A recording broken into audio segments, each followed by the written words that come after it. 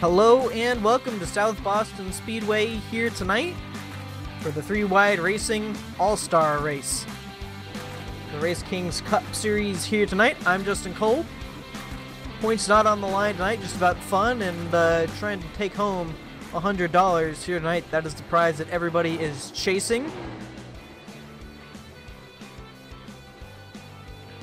30 cars so far entered in here tonight. That field is going to slim down into 22 cars for the main event here tonight, and this race is going to be a little different from the other 3-Wide Racing events we have during the season. So let's kind of talk you through how tonight is going to work out. We have 3 heats tonight set for 30 laps. Those will consist of 11 cars. About 5 minutes of practice, 2 laps of qualifying. And the top 6 from each heat will make their way into the main event. The winner of each heat will start first, second, and third from their respective heats. So, but wait, heat Justin, 1 winner. What happens if you don't make those top 6? Well, I'm glad you asked, Carlos. We're gonna have a last chance qualifier after the third and final heat there. That'll be of 25 laps, and the top 4 will be taken into the main event there, and it will consist of, again, 22 cars. The main event will, depending on how many cars we have here tonight, the last chance should be around 15 cars in the field. And again, we're only taking 4 cars from that race. Yes, now originally it was supposed to be 11 cars per session. Some drivers were not able to make it tonight, such as championship contender Cameron Rich. He had family plans that he couldn't avoid. Another driver, Luis Almazo, couldn't be here tonight. But we do have drivers from other leagues and other sections of iRacing joining us here tonight. This was an open invitation to any driver out there. If they weren't chartered, then they would have to spend a $5 entry fee. But if they win the race, Justin, how much will they make? They're going to take home 100 big ones here tonight, $100 again. That's quite a big purse, Carlos. I don't know if we've ever had something that big in 3-Wide Racing. Not that I can remember. Yeah, not that I can remember either. So it's a big prize, and all these cars are here to take it. And $100, that's nothing to sneeze at, Carlos. No, it isn't. So how it's gonna work? We have 7 minutes until this practice session is over. We're gonna go. Pardon me, I think so. We're gonna go quiet for about 5 to 6 minutes while we go to a different room and set up. In the meantime, that'll be when Heat 1 starts. However, Heat 1, Justin will be joined by some special guests. Justin, want to talk about that? Yes, so heat number 1, we're set to have Sam Close and Paul Ross join us up here in the booth to talk us through Heat 1. Again, 30 laps for that heat, as well as Heat 2 and Heat 3. Heat 2, we're set to have Peter Short and possibly Matt Hackathorn. No, it'll just be Peter Short. All right, well, it'll just be Peter Short then. And then Heat 3, we will have Johnny Thomas and Kyle Hanshaw up in the booth. Johnny Thomas. There we go. I'm not sure where I got Tommy from, but he is a familiar voice here on 3-Wide TV, so will be good to have him up in the booth. And I believe we're working on getting Tanner Sharp in here for the last chance qualifier. If he should he make it? Of course he'll make it though, and if he doesn't, well, I guess we'll have find him somebody up in the booth. else. Yeah. Same thing for the main event. We'll probably have a secret guest joining us for the main event. However, let's interview the current fastest driver here in the practice. Yes, sir. That will be Levi Zielinski.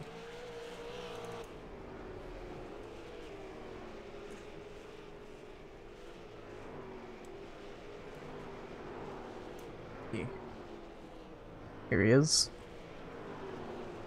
All right, let's bring him up here. Hey, Levi, it's the 3-Wide TV booth. You got a copy, buddy? Yeah, I got a copy. Well, currently sitting first on the board here tonight. Looks like a good 10th over the field here in practice. How's that super late model feeling? Feels pretty good. It's a little tight getting in and a little loose getting off. Gotta play with the throttle quite a bit getting out of these corners to make it work, but overall, I like these short track races, and I think it's going to be a fun night. Hoping we can come home possibly with a win tonight. If not, I mean, we're just here to have fun. Absolutely. In heat number 2, so you're going to have a race to kind of see how these guys are going to race here tonight. what are you looking forward to in that heat, and what should we expect from Heat 1, do you think? Heat 1, I think, kind of be maybe similar to what we see in Dirt. Kind of Heat 1 goes a little bit easy, not many cautions. Heat 2, people may try to ramp it up because they see it looks so easy, and it's really not. So possibly could see a little bit more cautions in Heat 2, Heat 3, just because of that antsiness coming. It's gonna definitely be a lot of contending because top 6 advances, so you're gonna see a lot of people doing some moves to try to make it up there and stay up there. Hopefully we can qualify up front for the heat and just stay up there. Hopefully lead as much as we can. And this being a short track, obviously not a whole lot of room around here. I'm assuming that it's going to be pretty tough to pass here tonight as well. Obviously, you're going to have the front bumper to kind of, help you with your bidding there. But how tough do you think it's going to be to pass here tonight? Oh, it's going to be difficult, man.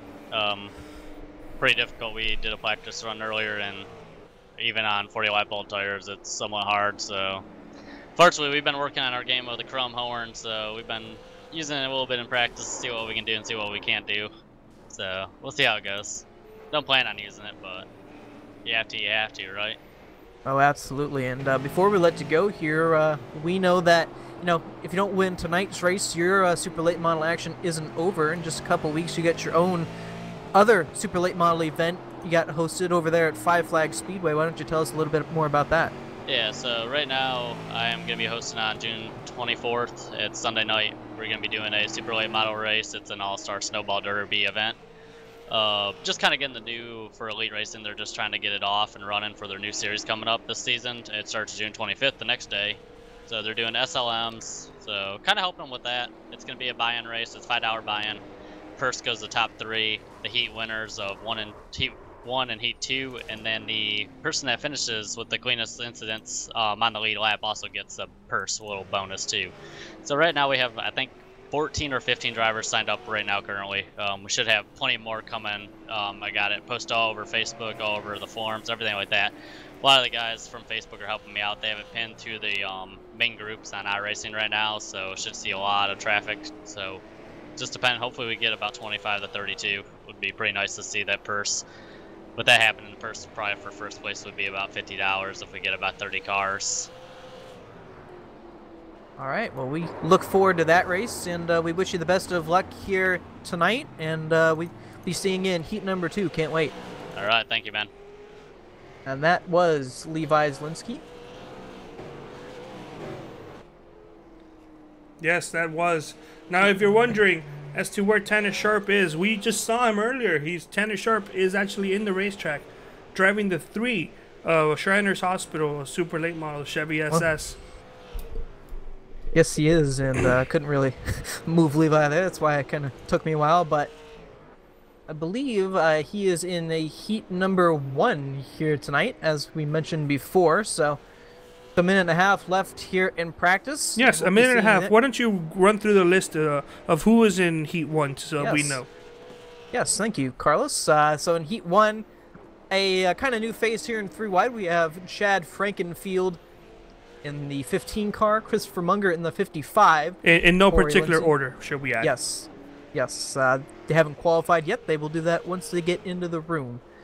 And Corey Lindsay in the 90 car, Tanner Sharp in the 3, as we mentioned, Chad Brown in the 64, David Wilson in the 39, Kyle Hanshaw, who will be joining us for heat number 3 in the 46, Kevin Finn in the 14, Andrew Rucker in the 6, Peter Short in the 22, and the 83 of Johnny Thomas in the 83. Just about 40 seconds remaining before we head over to heat number 1. Again, be 5 minutes of practice for those guys, and then a 2-lap qualifier for that heat.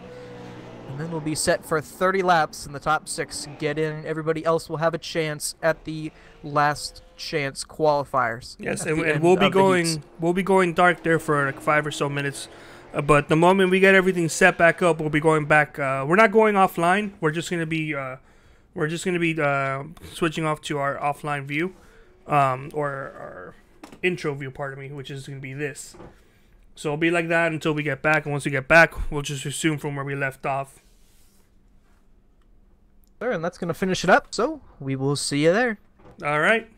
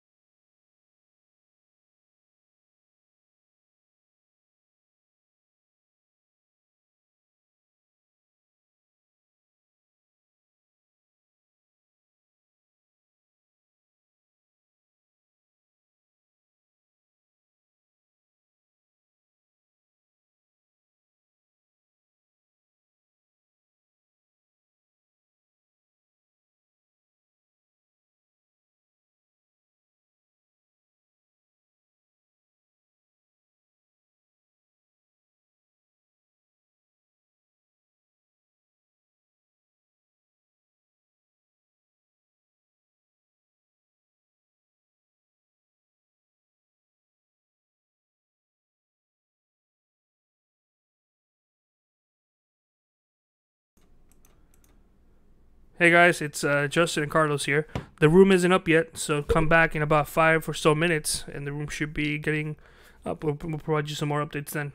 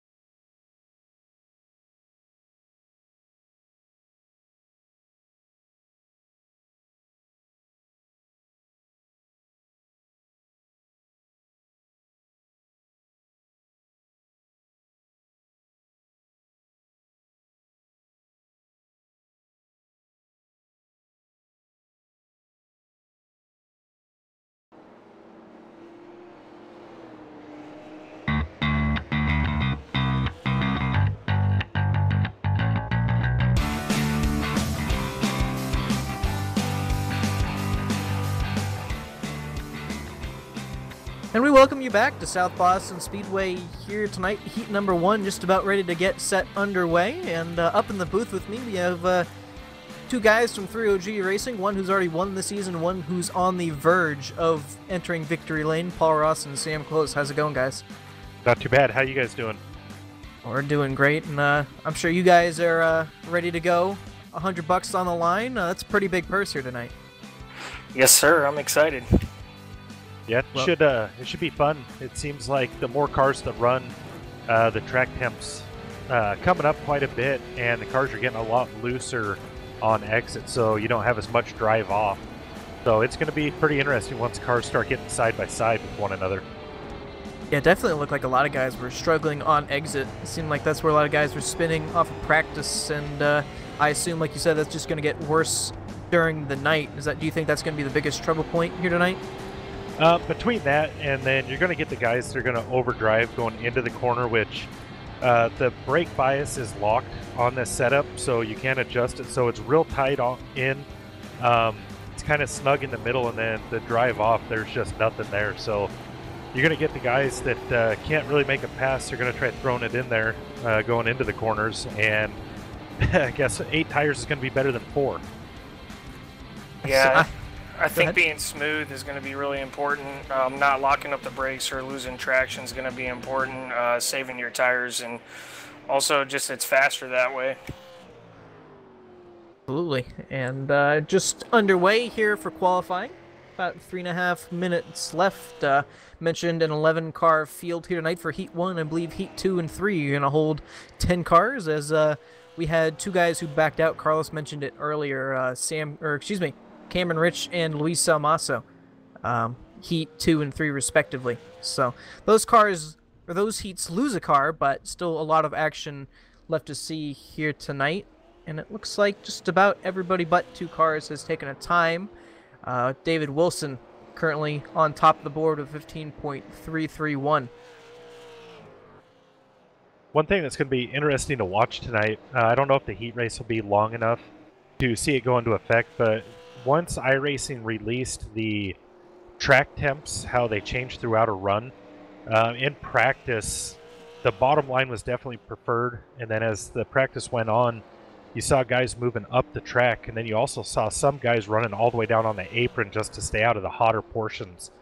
So it's going to be interesting to see if the heat race is long enough to, or for the drivers to have to do that. That'll definitely be interesting to watch. I know sometimes in 3 and 4, guys like to go all the way under that yellow line just to get as best or a good of a run as they can. I think we see that here tonight. Yeah, definitely saw some guys that had all 4 tires under that yellow line towards the end of that practice. I kind of liked 2 tires down there, and then kind of as you got in the throttle, you would kind of get 4 tires down there on exit. Yeah, it seemed like the straighter the car was coming off the corner, the more you could put the power down. So on screen there, the man who's normally in the booth for these 3 wide races trades a microphone for his steering wheel, as we mentioned. Tanner Sharp currently 6th on the board, 15.480, and hopefully he can make his way in, get some of his insight as well in the last chance qualifier.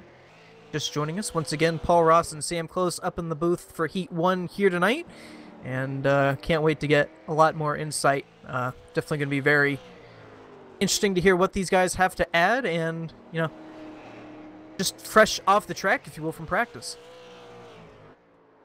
Yeah, definitely appreciate you guys having us up here. This will be interesting. This is my first time in the booth, so can't wait to see what you guys see. Oh, absolutely. It'll look definitely, TV broadcasters mention it all the time. It's a lot more hairy than it is, from what it looks on track than it is here up in the booth. Can definitely say that from being in the seat at one point. Yeah, one thing we haven't talked about yet is the car with the wheel spin. I can't wait to see in this first heat how much wheel spin the drivers have coming to the initial start, because even almost up into 4th gear, you still get a little bit of wheel spin if you're going through the gears quick enough. And that can definitely get a little hairy too, is not a whole lot of room on this racetrack really to try and make that you know, someone spins the wheels behind you, there's not going to be a lot of room into one. Yeah, exactly. And only a 30-lap race, you're going to have to be on the move from the beginning if you're starting towards the back, kind of where like Kyle Hanshaw or Chad Brown's starting. You don't have a whole lot of time to advance. So qualifying is going to finish up here, and before we get going, just want to give a quick thank you, as usual, to our camera providers here tonight and through the entire 3-Wide Racing season. Track Cams for Gourmet. You can find more information and download the pack at www.trackcams22.com or facebook.com/trackcams. And with that, qualifying is over. All cars have taken a time. Let's go through the starting grid here tonight. So David Wilson on the top here for heat number 1. He will start in pole position with Peter Short starting second. Like Johnny Thomas going to start third and Shad Frankenfield fourth. Kevin Finn will round out the top 5 there in fifth, and Tanner Sharp going to start sixth.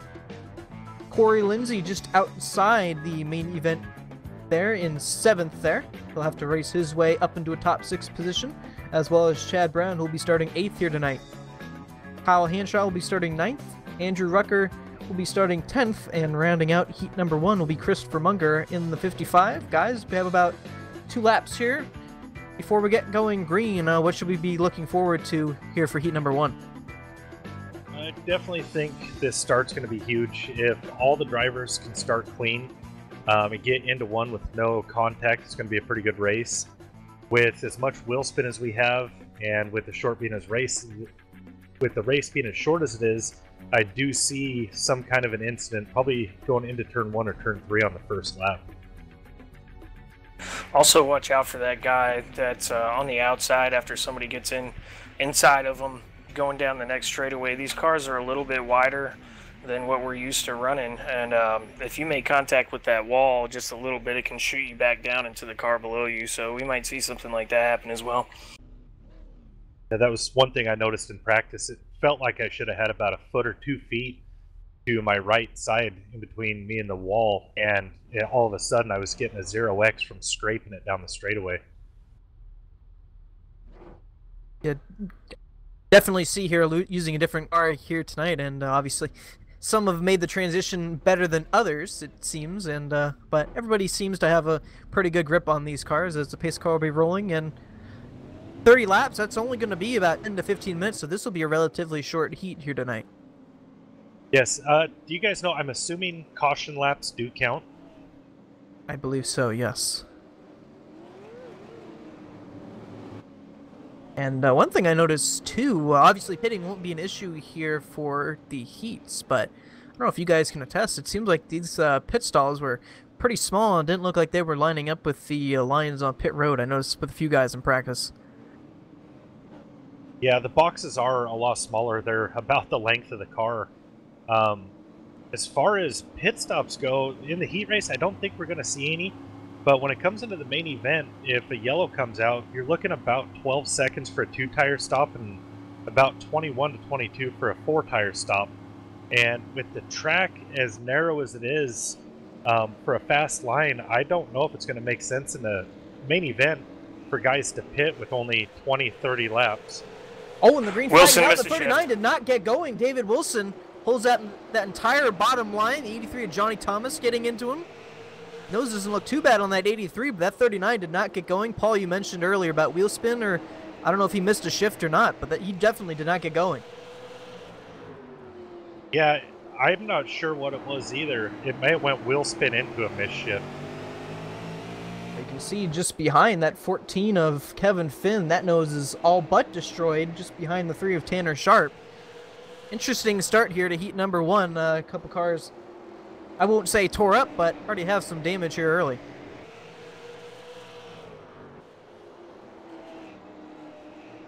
So up front, Peter Short currently your leader, and you guys know all too well this is kind of business as usual for this 22. Strong in the Cup cars and definitely showing strong in the Super Late models here early here tonight. Yeah, I don't think it really matters what kind of car he gets in. He's good at road racing, good at dirt, good at short tracks, Cup. It doesn't really matter. He's quick in anything he climbs into.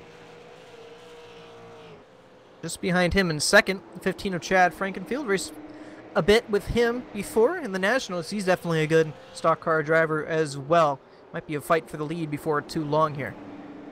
And yeah, it looks like Tanner was trying to get up alongside Johnny Thomas, but Johnny finally got him cleared. Tanner currently inside the top 6. Again, the top 6 advance into the main event here tonight. The man currently on the outside looking in, the 64, just behind that 14 of Chad Brown in 7th. And it looks like just behind Chad, there's a small little battle just behind there for 8th all through 11th, with Corey Lindsay leading that. And see the 6 of Andrew Rucker, unfortunately, with some damage as well. Not sure if that was caused with that beginning scuffle. Oh, and he's moved the 90 of Corey Lindsay out of the way. We've got 2 cars spinning at the end, or the entrance of pit road, and the caution will be out here.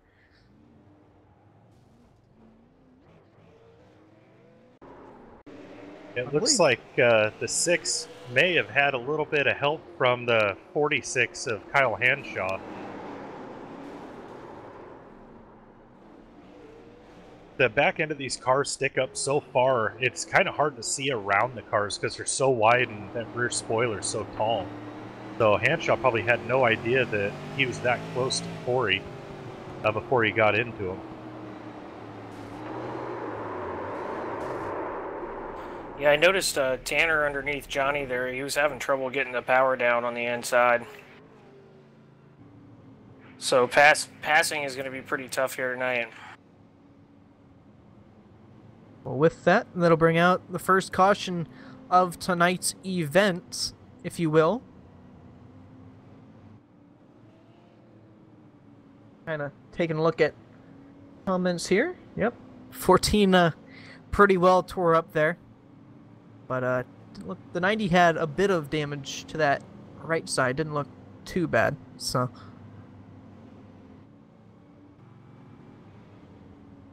And interesting to note, that caution not called by iRacing, but actually Corey Lindsay. I believe they were just too far inside for iRacing to call that, but definitely a 2-car incident, and I believe that needed to be called. Yes, I agree with that. Well, for some of these guys, it gives them a better chance at this restart. We noted that that first one didn't go quite as planned for the 39 of David Wilson, as we're already doubled up, ready to go here. Be a restart with 18 laps to go. Let's see if he has a missed shift again, or see how the wheel spin is now that the cars have a few laps on the rear tires. All right, pace car is in, 22 as off, and a great restart by that 22 of Peter Short.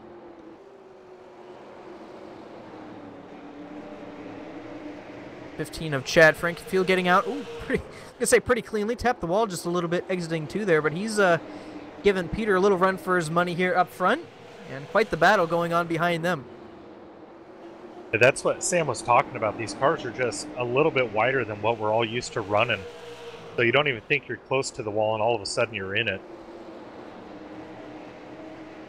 Definitely looks like a few people have scraped the wall with that here tonight. Haven't had too many huge hits, as I keep noticing the 39. Yeah, they're about to be 3 wide down the back straightaway. Tanner Sharp's actually into the inside wall there.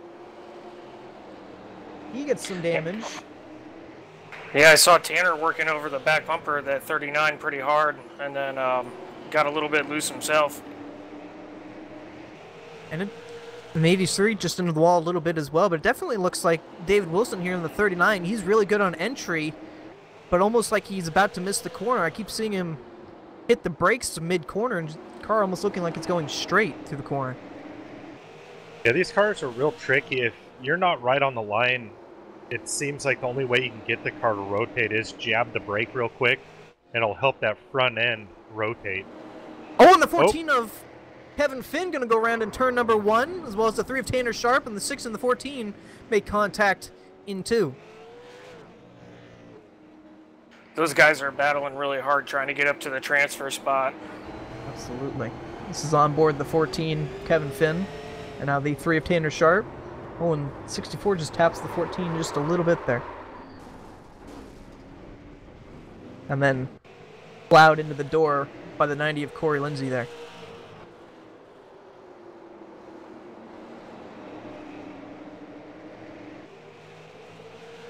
Feel bad for Corey. He can't catch a break this season, it seems like. Yeah, absolutely very unfortunate. And guys, it's seeming like, it's not going to take much to get these cars sideways here tonight. We've already had a few incidents where it's just the slightest bit of contact, and suddenly we have multiple cars going around here. Yeah, especially on exit. That's going to be real tough to deal with, especially during the main event where it's 125 laps long. Once you get even 20 or 30 laps on these rear tires, they seem like they're real worn and real hot and greasy.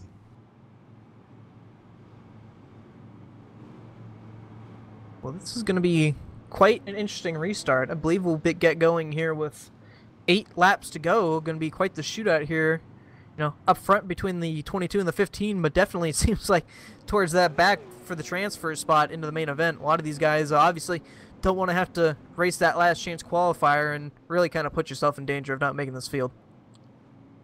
Yeah, Kevin's got a little bit of damage in 7th place, but one good thing is he's starting on the inside, so we'll have to see if that inside row can get going on this restart, and if Kyle will be able to hold him off that final transfer spot. All right, so just getting ready to go here. It'll be 8 laps to go. It'll be Peter Short, Chad Frankenfield, David Wilson, Johnny Thomas, Kyle Hanshaw, and Chad Brown currently inside. The 4 that will not make it currently Kevin Finn, Corey Lindsay, Christopher Munger, and Tanner Sharp, and the green flag is out. Peter Short with another wonderful restart there.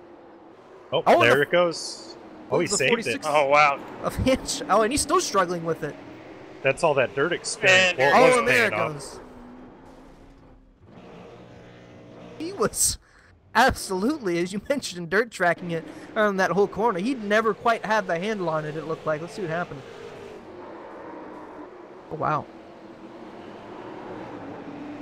I did notice during practice, these cars, it seems like once you got sideways, you could save it, but the car just wanted to keep rotating.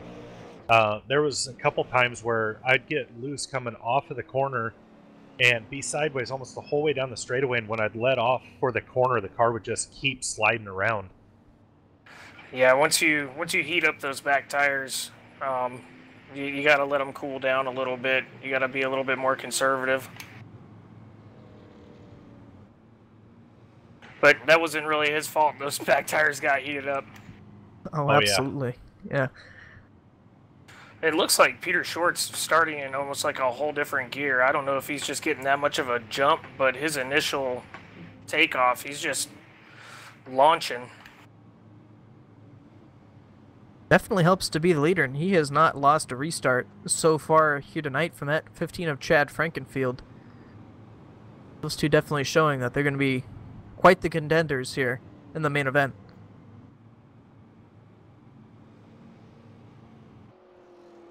Well, if this thing goes back to green, we got Kevin Finn in 6th and Andrew Rucker in 7th. Kevin's been in the league quite a while. Correct me if I'm wrong, but I believe Andrew is fairly new to this league. I believe so. That's a name I haven't seen around. But the lights on the pace car are off, so take you through the field once again. It'll be a restart with 3 laps to go. Peter Short, Chad Frankenfield, David Wilson, Johnny Thomas, Kevin Finn, and Chad Brown currently in the field. And then it'll be Corey Lindsay, Andrew Rucker, Tanner Sharp, Christopher Munger, and Kyle Hanshaw currently on the outside looking in. Be the last restart. Pace car's in, green flag's out.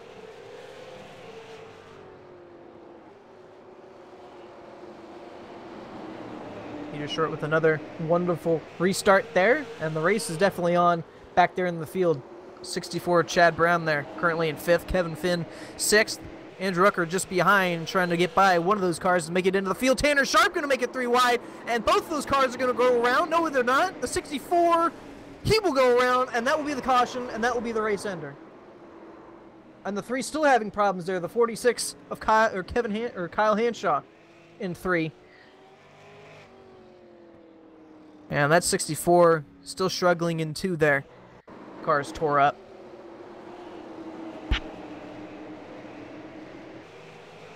Taking a look at the replay. Tanner trying to make it happen. Just a little bump to the 6. Pushed him into the 64, I believe, guys.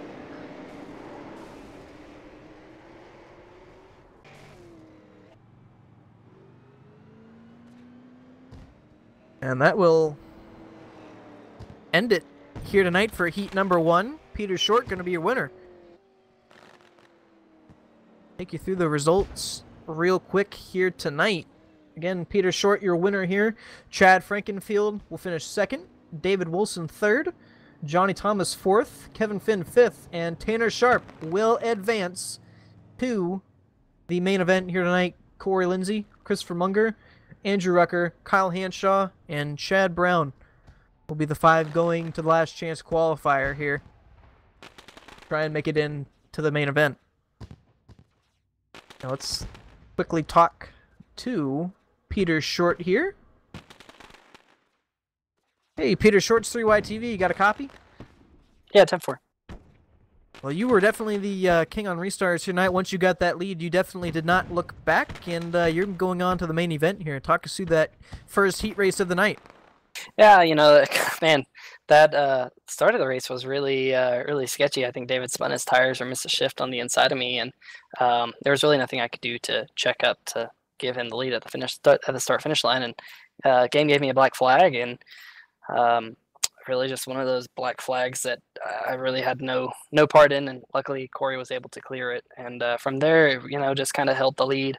Got a few cautions, and the restarts are really sketchy after you've got some laps on your tires.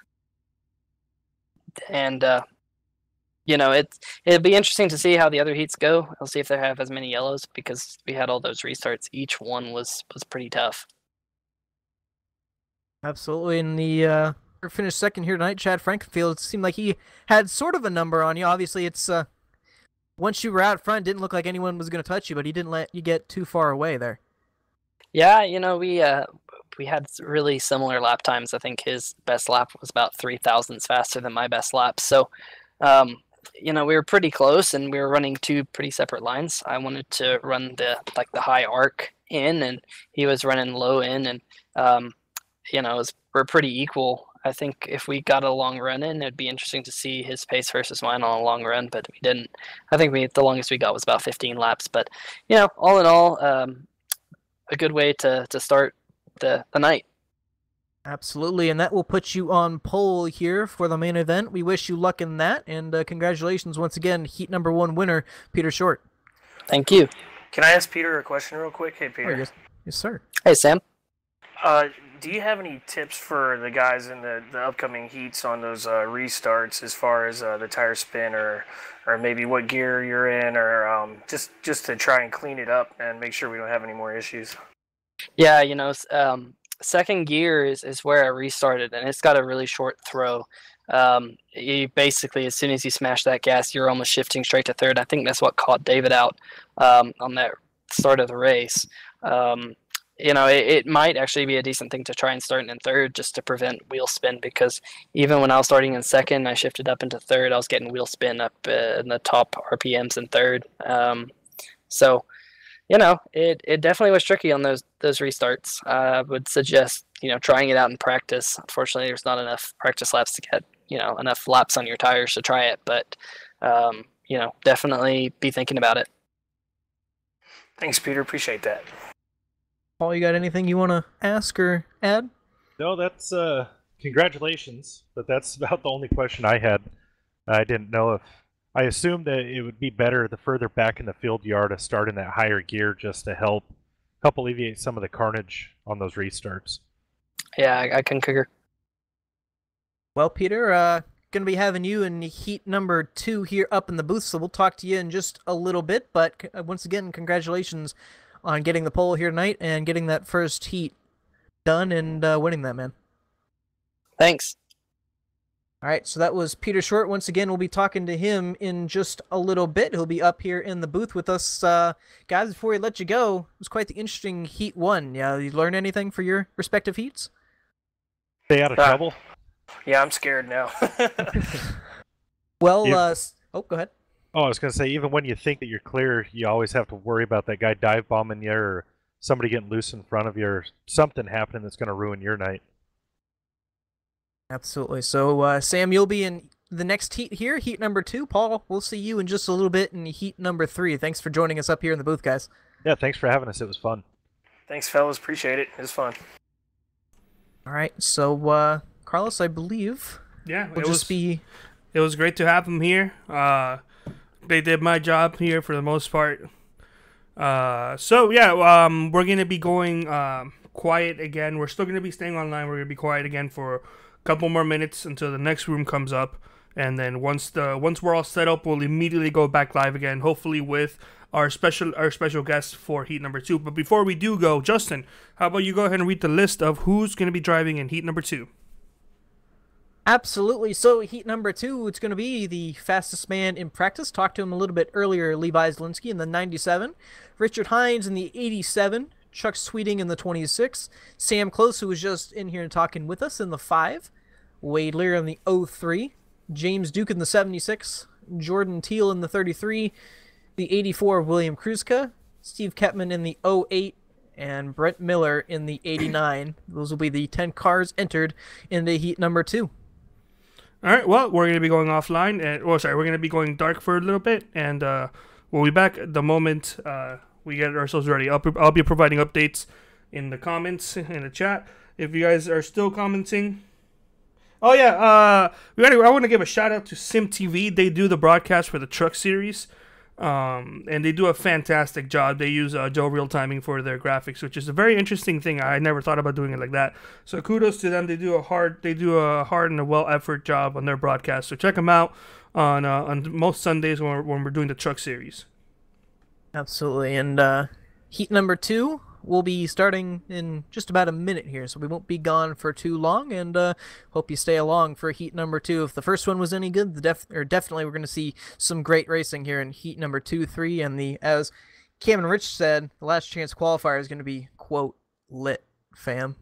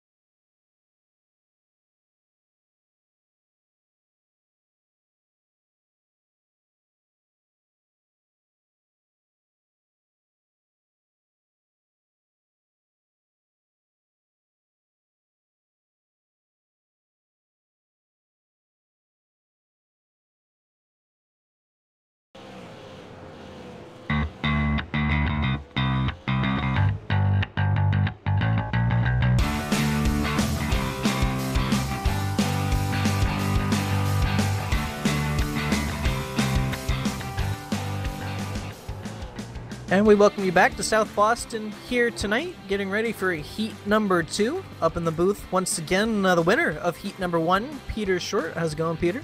Yeah, doing really good.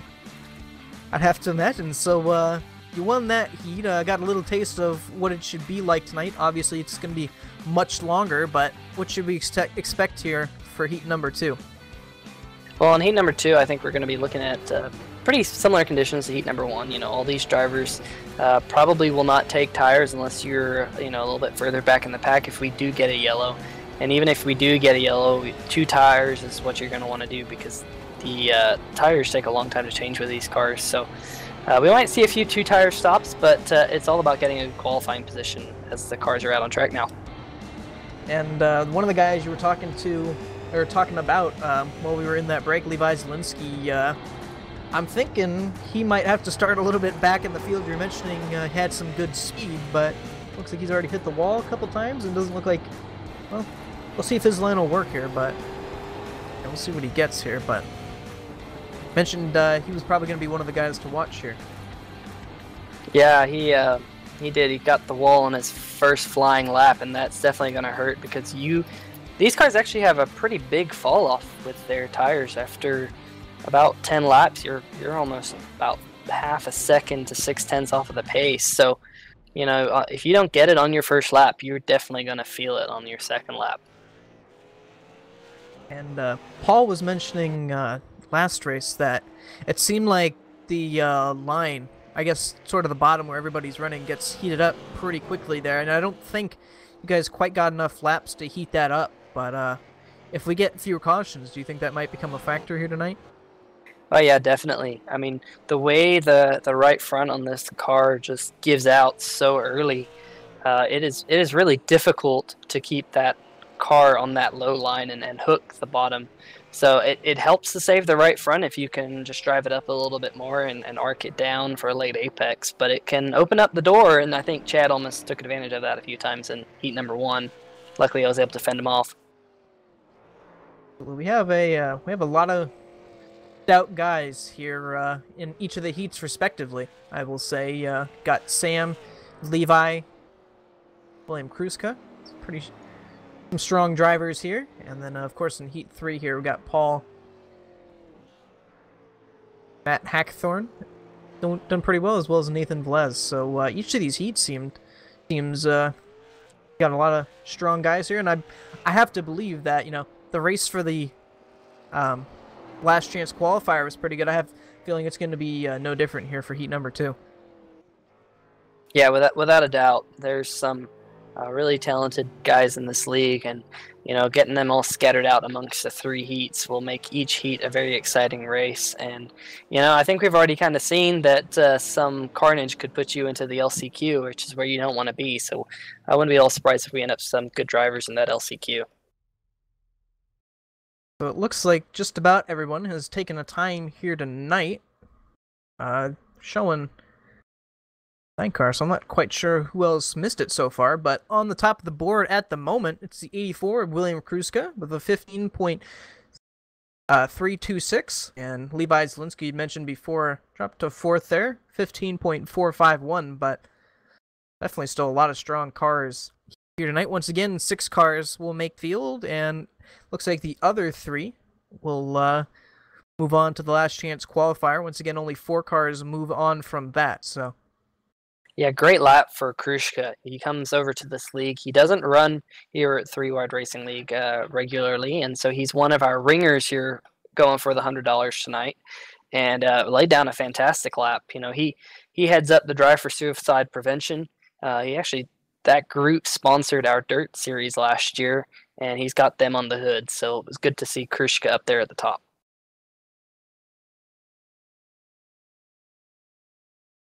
So just a little under a minute left here. Yeah, I gotta love running at South Boston. It's such a unique track. It's got a lot of flavor, and with these super lates, which have so much horsepower, it is an absolute handful to drive. Especially you got all the bumps coming out of turn number 2, and similarly out of turn number 4 and down the front straight. And man, it's almost like a bucking bronco seeing these guys in the race. It'll be a lot of fun to watch them here.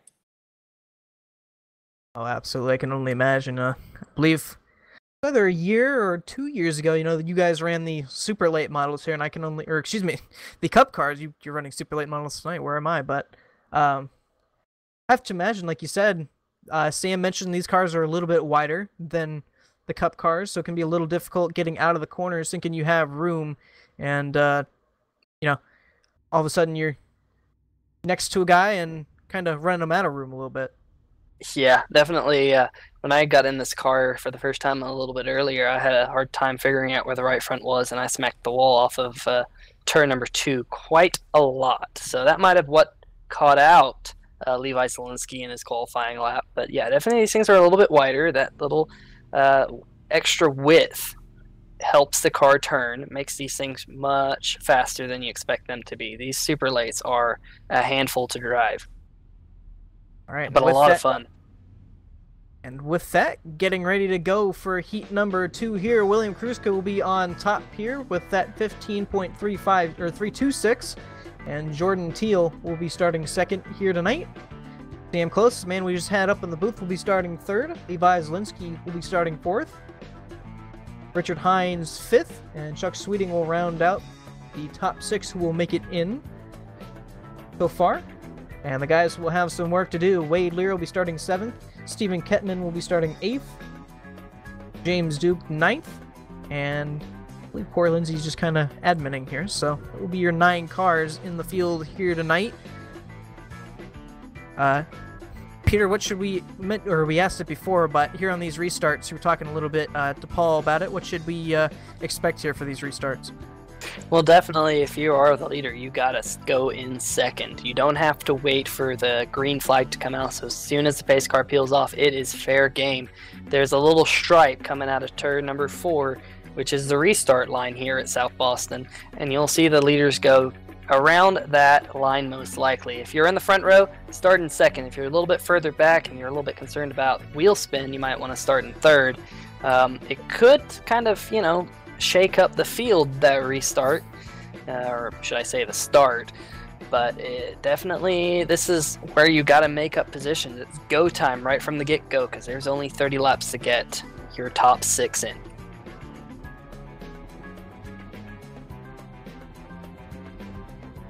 Yeah, absolutely. So we're rolling here at South Boston once again. Heat number 2 about to get underway. Just have 2 pace laps, and then we'll be racing. I mentioned before, with only about 30 laps, you only have about 10 to 15 minutes for these heats. So,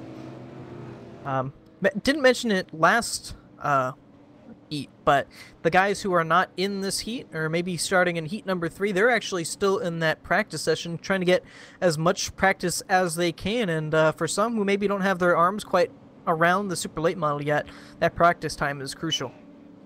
Yeah, that's definitely one thing about me getting done with Heat 1 so early, is I'll be off the track for a decent period of time, and these drivers who will be in Heat 3 will be able to just transfer straight over, or in the LCQ, I should say, can just go straight from the LCQ into the mains. So they have a little bit of an advantage in doing so. So the pace car is off here. William Kruska is on it, and the green flag is out. Yeah, a little bit of wheel spin, I think, for Jordan Teal in that second starting spot, but the field is clean and green. Still just a little bit of double file back there, but looks like they're all getting it done without a problem. Sam Close moves up to third there on Levi Zielinski, who are currently battling with him, trying to get that spot. Yeah, I think if you can pinch the car down. Oh, Levi got the wall. Oh, a little bit of contact in the back. That's Chuck Sweeting that got into the outside wall. Still trying to gather it back up there with Stephen Kettman. Yeah, I think he kind of got a door check from Wade Lear, put him into the outside wall in turn number 3. Absolutely, and just went straight, nowhere to go there. Oh, and more contact with Stephen Kettman and Chuck Sweeting. He just gave him a little boot. He's just really trying to hold on to it. Once you aggravate the rear tires here, it can really be a handful. It's almost a snowball effect with these cars. They have so much horsepower, and you're trying to lay it down every lap. Good battle there for third between Sam Close and Levi Zielinski. Yeah, I think Levi might be a little bit faster than Sam. He's arcing the corners really well, but He got a little bit loose there, had to stay off of Sam, lost a little bit of track position. Behind him is the 87 of Richard Hines. Don't get to talk a lot about him throughout the regular season, but putting himself in position here tonight, currently in the top 5, and a little bit away there from the 6th place position, Wade Lear. Yeah, Richard is great at keeping his car clean, and at a night like tonight, that's what you need, especially if he makes it to the main, because 125 laps here is going to be difficult. Now Richard is just great at keeping his car clean and out of trouble. I can say he's definitely better at that than I am. I am the one to hit the wall first in a lot of races, and Richard just keeps his right front clean. He doesn't make many self-mistakes. Well, the guy currently out of it at the moment has a little bit of work to do. The 76 of James Duke there in 7th. A good bit away. He's about a second and a half away from the 03 of... Wade Lear hard to the outside wall. Sam Close gotten way loose in the middle of 3 and 4. And now Levi's way up the track, but Levi is now up to 3rd. Just looking at the replay here. Yeah, you mentioned just a little tap from the 97 of Levi Slinsky and a hard right to make sure he didn't go into pit road. And wow, the 03 of Wade Lear, what a hard hit he took to the outside wall. Well, as quickly as we were saying, James Duke is out of it. Now he's back in it. The 03 of Wade Lear trying to get that spot back, though, from the 76 of James Duke. And Sam Close went from 3rd to 5th with all that. And that allowed the 26 of Chuck Sweeting and the 08 of Stephen Kettman to close back in on this front pack. Yeah, I'm watching the leaders. Looks like Krushka is just pulling away from Teal just a little bit. It's up to about a 2nd lead, and then back behind him, another couple seconds back, is Levi Zielinski. So Levi trying to make inroads. He has the fastest car on track, but he's looks like a little bit too far back currently. But man, there's some great battles. Battle for the transfer position between Wade Lear and James Duke. I was gonna say that 76 is really roughing up that 03, and he's gonna turn him around. Oh man, he's gonna run straight into the front of him. That'll bring out the caution. I'm thinking the 03, I was seeing a little bit there that he was kind of bumping the 76 a little bit, yeah, and the 76 kind of took exception to that, James Duke, and now it looks like both of them have a little bit of damage here. Take a look at what happened. There was a little tap there. He's going into 3. A little tap there, and that's all it took. Mentioned it earlier with Paul, Peter. It definitely looks like, these cars get the slightest tap from behind, and it's, quickly all around. You mentioned before these cars have a lot of horsepower. I have to assume that has quite a lot to do with it. Yeah, and the setup tonight just doesn't seem really conducive to the bump and run. I got a few nudges in practice, and I think every single one sent me around. They're really hard to save. I mean, we even saw Sam just completely crossed up trying to save it. So every once in a while you get a setup that you can hit pretty square, and the balance of the car is such that it won't really affect you. But I don't exactly know what it is about this setup, but man, if you get a nudge, especially about where Wade Lear got nudged, you will be going around. I don't think you mentioned in practice. From what we've seen here in Heat 1 and a little bit of practice we saw, I don't think I've seen a hit where drivers are able to save it here tonight so far. Yeah, it's definitely pretty slippery out there. You're pretty much on the limit with your traction when you get back on the gas. The car is kind of a push loose as well, so you have a lot of wheel in it, and as soon as your car does break traction, it really tries to get away from you. And you're also on the gas for quite a bit around this track. You can use your gas to try and help the car turn. I think it's probably got a decent amount of track bar split in it, so the track bar will help the car turn when you're on the gas. And so, it's like I said, you got all that horsepower, you break it a little bit loose, and you're definitely going around. Well, I believe we're going to take the 1 to go here this time. Should give us a restart with 10 laps to go. Not a whole lot of time to make stuff happen here. Yeah, that's looking a little bit like Heat 1. We had about a 10-lap shootout, so we'll see if we can keep it green from here. But I wouldn't be at all surprised if the 03 can get back to the 76, I'm sure he will not be too excited about that maneuver that James Duke pulled. I don't think so. So just quickly running through the field here, it's going to be William Kruska, Jordan Teal, Levi Zielinski, Richard Hines, Sam Close, and James Duke currently in. Stephen Kettman, Chuck Sweeting, and Ware Lear currently out of it, and the green flag is out. Oh, a little bit of wheel spin for the 84 there, and the 97. Quite a bit of wheel spin there, but they all keep it straight and clean there. Yeah, that was that wheel spin. I think probably Levi tried to start in second. Oh! Oh, man, he's trying to find a hole there where it's not going to work, and the 76 is going to turn the 03 once again. Yeah, that was just a bunch of cars going for the same spot in turn 3 and 4. It's go time. And I think just cars bumping and banging off each other like bumper cars coming out of turn 4. And Wade Lear got the worst of it again. And maybe he can get all this bad luck out of the way for his LCQ if that's where he makes it, because that car looks pretty heavily damaged. Wow, there was quite a bit of door banging there. The 03 and 76, they're off turn 4. Yeah, they're you mentioned it just before we went green. They're definitely not happy with each other. Yeah, and that probably won't help. Yeah. the door banging. So we'll have to see if this is over or not. You know. Yeah. With these super late models, they kind of set themselves up for quite a bit of door banging, and with $100 on the line, it definitely amps that up. Oh, absolutely. I mentioned it before. This is, I believe, the biggest purse we've ever had in 3 wide so far, at least from my knowledge. And, 22 cars or 33 cars going into 22 cars. Everybody wants a piece of that $100. Yeah, it's a pretty cool thing that Corey Lindsay's put together here for 3 wide racing. You know, it gives some exposure for the league. We have some faces here that we don't typically see, and it's a fun track. It's a fun car. It's really slippery. Hopefully we can put on a good show for the fans. As Cameron Rich mentioned, your teammate there in chat, short track tempers, of course, and a lot of guys just not happy with each other. Kind of typical short track fashion here, I'd have to say. Wonder if that's the real Casey Kane in chat.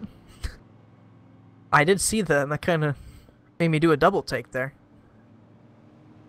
But so now we're looking like it's going to be the same thing here, Peter. It looks like a restart with, it looks like 3 laps to go here. Should get the lights off this time.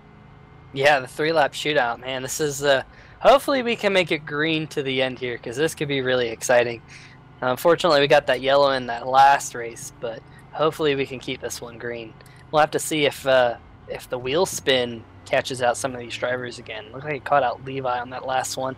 I'm sure he'll have learned his lesson. We'll see if he'll be able to make move from P3.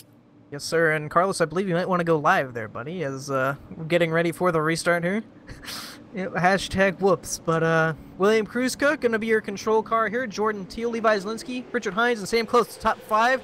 Green flag's out with 3 laps to go. Stephen Kettman got a terrible... Oh, Jordan Teal's getting turned from Levi.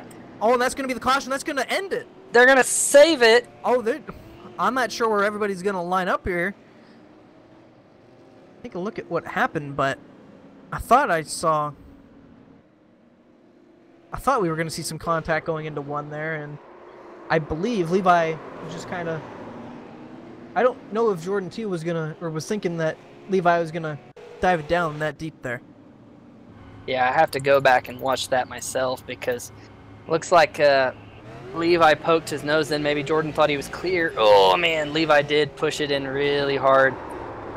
Good save by Jordan, though. We'll have to see how iRacing stacks up these drivers and who will make it through. And as we mentioned, that'll be the race ender. We'll have to see how everybody lines up here once we take the checkered flag. It looks like it's giving Levi Zielinski 2nd place, Jordan Teal 3rd, so a little insult to injury there. And coming to take the checkered, William Kruska in the 84. Really, kind of like you, Peter, really never got challenged for that lead there tonight. Yeah, track position is really important, especially on a short run. And that was basically what this was. It's a series of short runs.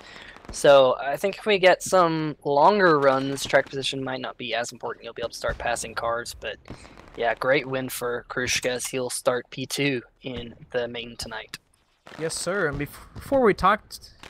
Oh, okay, let's talk to him. We'll talk to the 84, your winner here, William Kruska. It's not letting me... Here we go. Hey, William, it's 3YTV. You got a copy? Yes, sir. All right, well, just kind of like Heat 1, the leader didn't seem to get challenged much there. It was almost looking like easy cruising there for you the whole race. Talk us through it from your vantage point. Yeah, surprisingly, it went actually better than I thought it would. I never really raced short tracks, to be honest, so that was kind of a shocker. And then me almost losing it on that second restart, that kind of scared me a little bit. But other than that, yeah, it surprisingly went somewhat smooth for me. And we'll start P2 here for the main event. You know, obviously this is a shorter race, but does it kind of give you an idea of what to expect for that main event here tonight? Oh, yeah. Gives me a lot to look at with track position, tires, spins. All right, and before we let you go, Peter, you have anything you want to ask or add here? Yeah, so William, you know, when we got that caution with about 10 laps to go, what was going through your mind? Because you had a commanding lead. I think it was you and Jordan Teal had checked out from the field, but you had a big lead. What was going through your mind with 10 to go?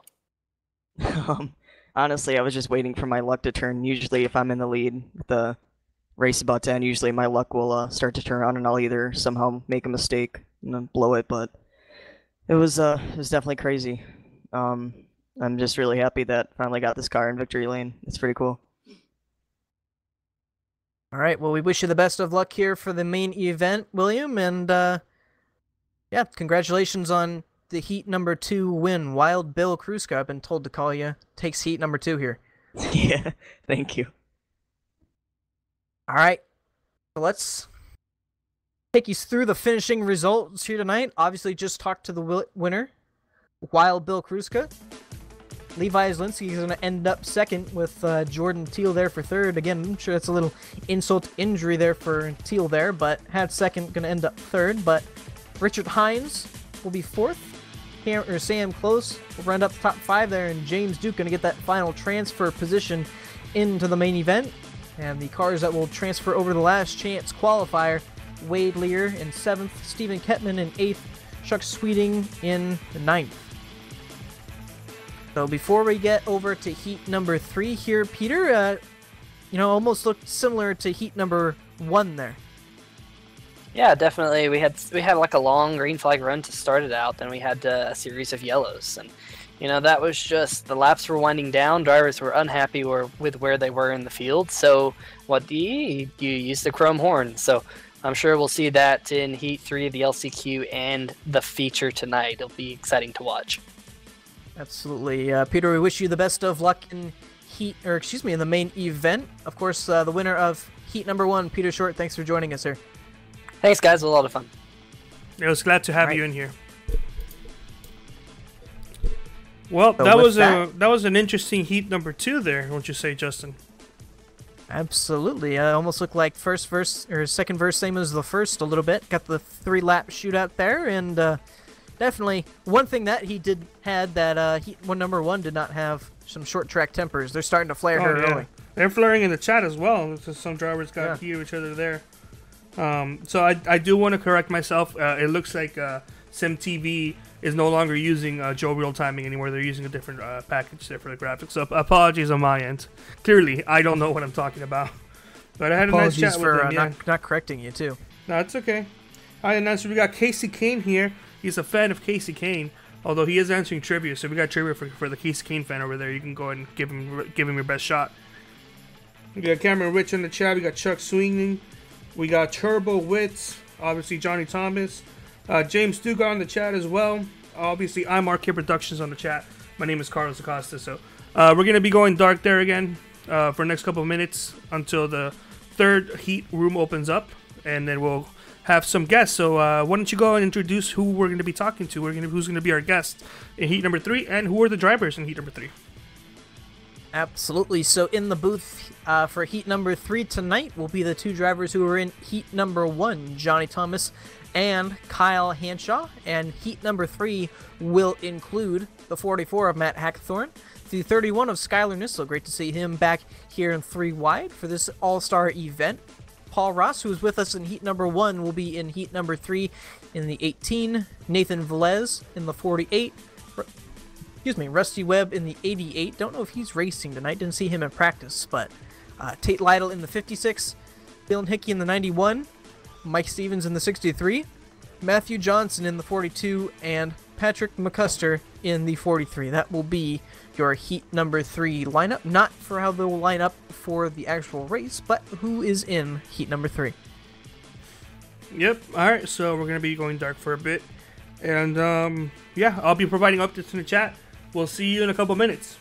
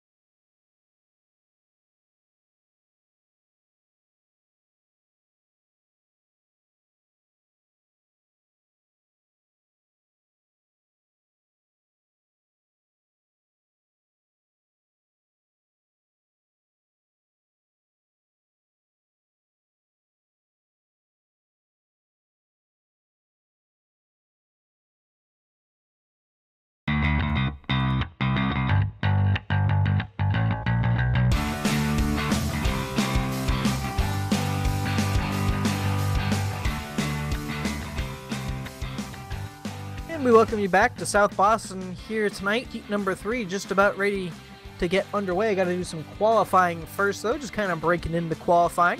It looks like just about everybody has made a time except for a few people. We'll get to that in just a minute. Want to welcome in our booth guests here tonight. Johnny Thomas, a familiar voice here on 3 Wide TV, and Kyle Hanshaw. How's it going, boys?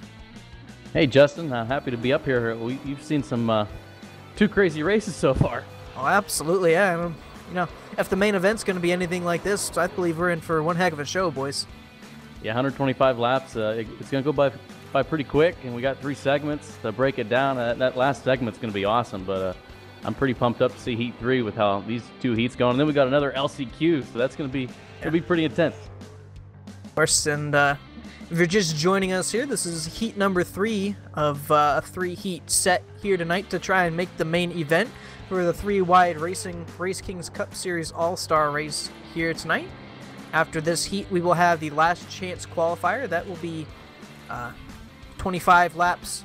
The top 4 make it, but here in this heat, the top 6 advance, and the other drivers who do not make it will get sent down to the last chance qualifier here. So just about a minute and a half remaining here for qualifying. Tate Lytle currently on top of the board and still on the track, just kind of running some practice laps.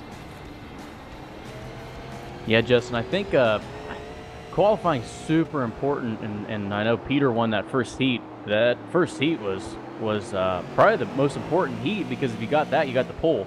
So Peter's definitely sitting pretty, and it looks like Tate's going to get the pole here for heat number 3. And I have to ask, do you think there's any advantage to running this 3rd heat? You got a little chance at what to look at here for those first 2 heats. Plus, you know, those guys who didn't run those first 2 heats, that we mentioned before, that practice room was still open, and they were still making laps. Yeah, I think the more laps, the better. The more practice you got on this track. It's tough. I ran that first heat, and I didn't run that many laps in practice, but it's a tight track. The middle lane's the preferred lane, but if you want to make a pass, you got to use the bottom, and you see guys sliding up, hitting people. But I think the 3rd heat is probably going to be the heat that is probably, in my opinion, the most calmest, because in real life you go to the duels, and usually the one duel race at Daytona is really exciting, and the other one's pretty boring. These first 2 ones have been nuts, so hopefully these guys can keep it calm and go 30 laps clean. Absolutely, and that will round out qualifying here, and it looks like Tate Lytle will be on top of the board with a 15.397. Before we get you going here, of course, I have to take you through where everybody's starting here tonight. Not yet. It does look like this race, as we mentioned, going to be 10 cars in the field. Had that that late back out with Luis Almaso, so... Yeah, good starting spot for Tate and Richard. I figured Paul would probably be the favorite in this thing here, but Paul starting 3rd, and then a newbie for 3 Wide, Matthew Johnson with a P4. I'll let you go, Justin.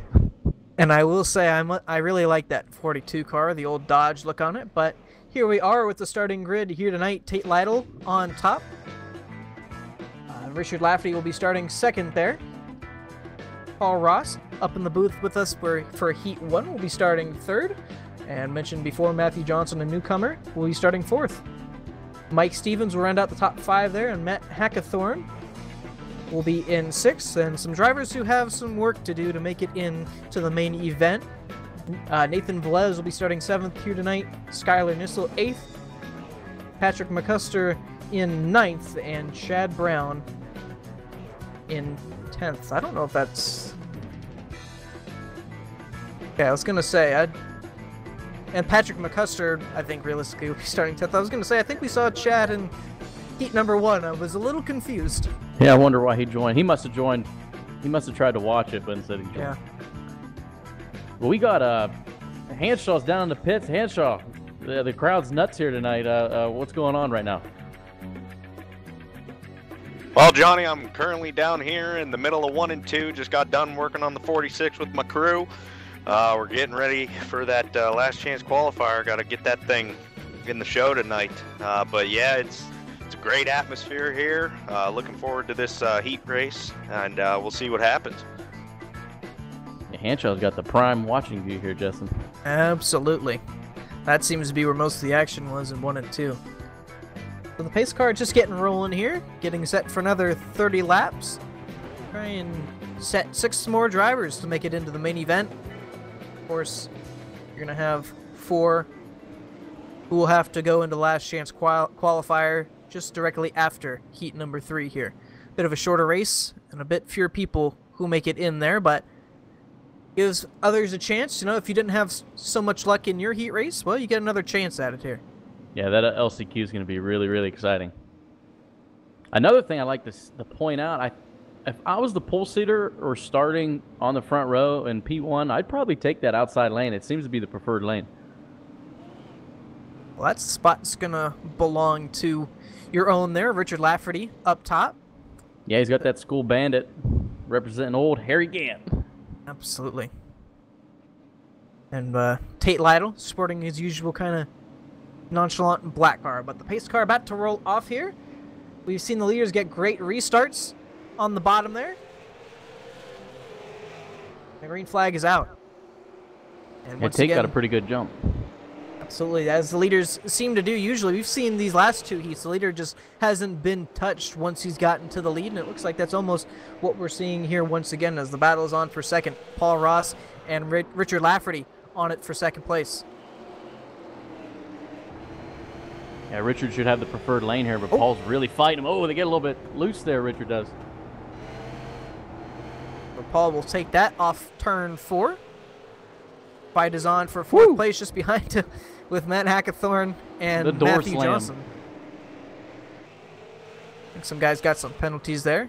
Johnson's going to get a good welcoming to 3 wide. Absolutely, and there's Patrick McCuster. It doesn't look like he's almost a shoe-in for that last chance qualifier. Unfortunately, a lap down. He actually got popped for changing lanes there. Ah. A good call, Hanshaw. It pays to have a pit road reporter here. Sitting down turns 1 and 2. So right now we got Stevens in the transfer spot right now. Yes, sir, and Nathan Velez trying to fight him for it. About 4/10 behind, so not too far back, but has a little bit of work to do to get up to that 63 machine. Yeah, it is incredibly hard to pass here. These cars, and you know it when the cars are tight, it's super hard to pass. You kind of got to be a little bit aggressive, and it's all right to use the bumper. You can kind of push them out of the way a little bit, but you don't need to turn them. And we've noticed these past 2 heats, Johnny, and get your insight a little bit too. Excuse me, you know, I don't think we've seen a bump here tonight so far where drivers are able to just kind of correct it and move on. They've all, once you've gotten even the slightest contact, you've gone around. Yeah, I don't know if it's these rear ends and the front ends not matching up. These cars sit so low to the ground with the big nose. The only one you saw save it was Sam there. He had an amazing save. That was incredible. But if you get hit going into 1 or going into 3, you're pretty much done. You're going to loop it around. Tate Lytle still currently out front there, about a 4/10 lead over Paul Ross. He's slowly closing that gap with Richard Lafferty not too far behind in 3rd, Matt Hackathorn in 4th, and Matthew Johnson 5th. Mike Stevens still holds on to that transfer spot over Nathan Velez, Skylar Nissel, and Patrick McCuster. Yeah, if I'm Stevens, I'm not letting that high lane go, that middle lane. It seems like Velez is getting a real good run off the turn there. Yeah, he's going maybe as high as we've seen anybody go in the entrance tonight so far. Is that Ric Flair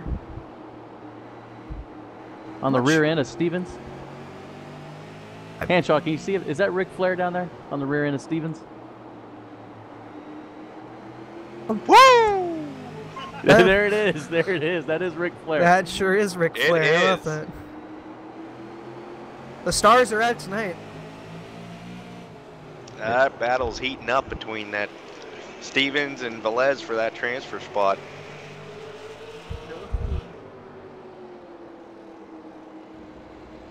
Yeah, this is going to be pretty interesting. We've gone green here so far. We've got, what, 17 laps to go?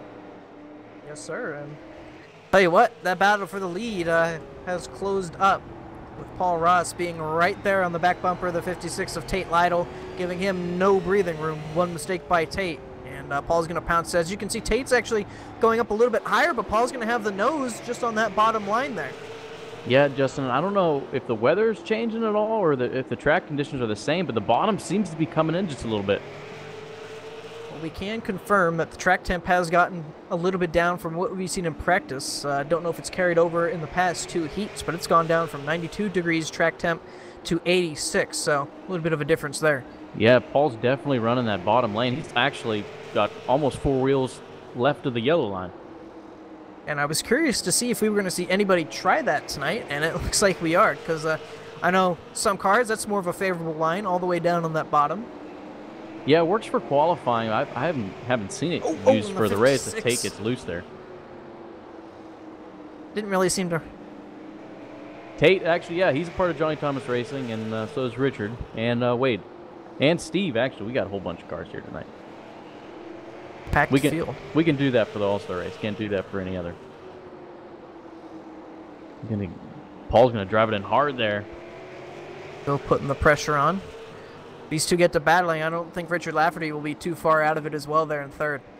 He's about 0.6 of a second back. Richard should pull up to these guys. Paul getting ever so close the exit of the corner. And obviously, it looks like Tate with a little bit more momentum off the corner. Paul drives it in really well, though. And what's important, sorry, Hanshaw, what's important about this battle for the lead here is if whoever wins is going to be starting third. That's an awesome position. Yeah, Mike Stevens has a little more breathing room now because Velez got loose coming off of that last corner. Opened up the gap for that transfer position. There, that is the transfer position. Not really, the one thing we have not seen in this heat that we've seen in every other heat, Johnny, is cautions. And this race has gone by so quick. We're only 9 laps to go left in this heat. Yeah, I think these guys saw these first 2 heats and said, I got to calm it down a little bit if I want to survive. And it looks like they've done that. And how about the newbie, Matt Johnson, in P5? Looks like he's going to advance if nothing goes wrong so far. Mentioned before, I really like that scheme, that old Dodge look, the 2007 look. Very sharp-looking car on that. Yeah, there's so many cool paint schemes here tonight. I didn't know if we were going to get that many paint schemes because it was kind of a late notice this whole entire deal. But these guys came out full force here tonight with the paint schemes. Yes, sir. Well, just about 6 laps to go, and it's looking like it's going to be the same story. Oh, for the lead, but Tate Lytle has actually smacked the wall there. Got some pretty good damage. Paul's going to try and take advantage, but Tate's still going to hold the lead off turn 4. Yeah, that was a pretty hard hit. He got some good damage on that right side. Take a look there. Let's see. We're going to have a battle for the lead here. Paul's making that inside work. Sure, he knows he's running out of time. That's the closest he's gotten out of turn 4 there. Thought he barely had the nose underneath. He's going to try once again in turn 1. He's close. Yeah. I don't know if Paul would put the nose to the 56, for a heat win, but he's going to go all the way below that apron. He's going to get to him here. I don't know if he's going to make the pass, though. Nope. Side by side, close racing there. And now even off the corner, 56 into the wall once again. We might not have cautions. We're going to have a heck of a finish. Yes, sir. Coming to 2 laps to go. Paul's going to make contact. He's going to save it, though. I don't know how he saved that. Don't hit him, Richard. Yeah.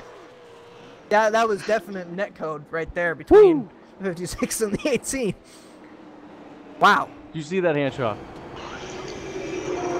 Yeah, it was crazy. Well. But I don't think they're going to force the issue here now. Oh, with that, though, Paul's going to take home, it looks like, the victory in heat number 3 to the line there.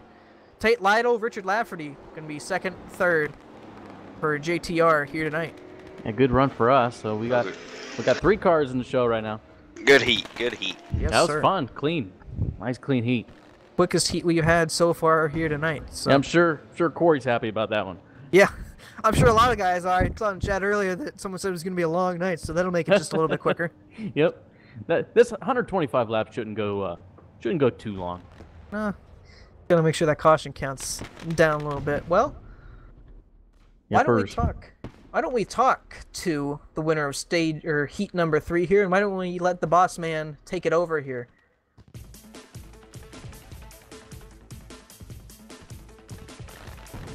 Hey Tate, It's 3 wide. You got a copy?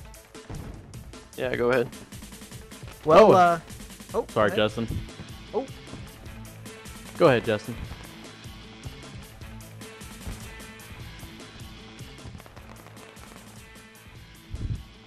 I Oh. had the wrong driver. My apologies there. Tate's like, what happened? Yeah. Well, sorry about that. Hey, Paul, it's 3 wide. You got a copy? Yeah, I think so. I'm getting dizzy from all the moving, but Yeah, well, I'm sure Tate is as well, but a little bit of net code there between you and the 56 there, but other than that, you were closing in on Tate those final couple laps, and it was going to be a close race for the win there. yeah, I'm just looking at the replay now. It does look like it was net code. We ran side by side for I don't even know how many laps. I kept waiting for something to happen, but it ended up being net code. It was a fun race battling with him, though. Well, got to look at it with heat number 1 up here in the booth. Sure you got to talk it over with your teammates in heat number 2, and I'm sure that helped you a little bit in heat number 3. And now you will start P3 for the main event here tonight. Yeah, luckily we didn't have to deal with as many restarts as the other guys did. That's the only thing that I'm still concerned about in the main event, but it's a fun car, fun track, and should be a fun main event. Absolutely. Well, before we let you go here tonight, Johnny, Kyle, anything you want to ask or add? Paul, you wrecked my driver. Hey, that was net code. That was I'm iRacing's kidding. fault. Oh, man. No, just starting P3, getting that win, it has to be so important to get a good starting position because nobody knows where they're going to start unless they're either 1 through 3rd or the LCQ.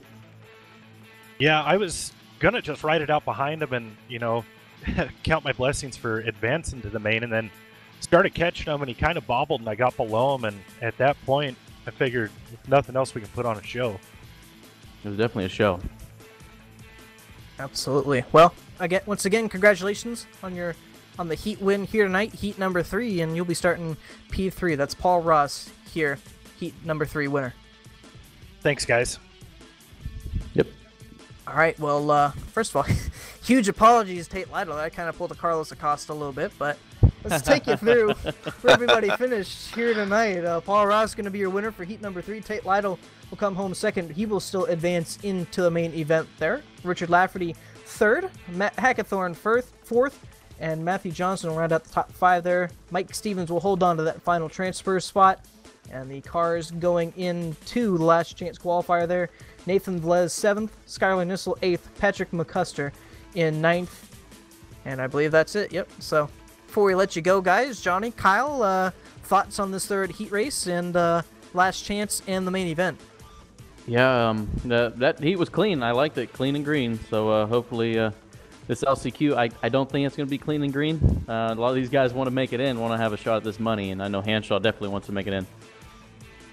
Yeah, without a doubt. That last heat race was awesome. One of the best ones I think we've had all night so far. But I know the concessions are open. They got fresh cakes in the urinals, and Nice. I got to go get ready for this last chance qualifier, boys. Thanks. Yes, sir. I don't think I can follow up that. So I'm Good sorry, luck. fresh cake in the what? in the urinal, Carlos, come on. Well, Kyle, we wish you luck in the last chance qualifier, and Johnny, we wish you luck in the main event here tonight, guys. Thanks, guys. I'm having fun. You guys are doing a great job. It was a pleasure to have you guys here. Yep. All right, so just like before, and this time I already switched into my transition screen, so you guys don't get to sneak a peek at my naughty bookmarks anymore. Yeah, I hope Johnny apologizes for Tate there. Like I said, it kind of, Why would Johnny apologize for Tate? at least for me, on my behalf. But anyways, we move on to the last chance qualifier now. It'll be the 25 lap there, and everybody who did not make it into the main event will have one last chance to race their way in. Top 4 advance, and in the booth we will have Tanner Sharp when we return. Yes, we'll be going quiet again, still live, and I'll be adding notes in the description when we're going live. So we'll see you then.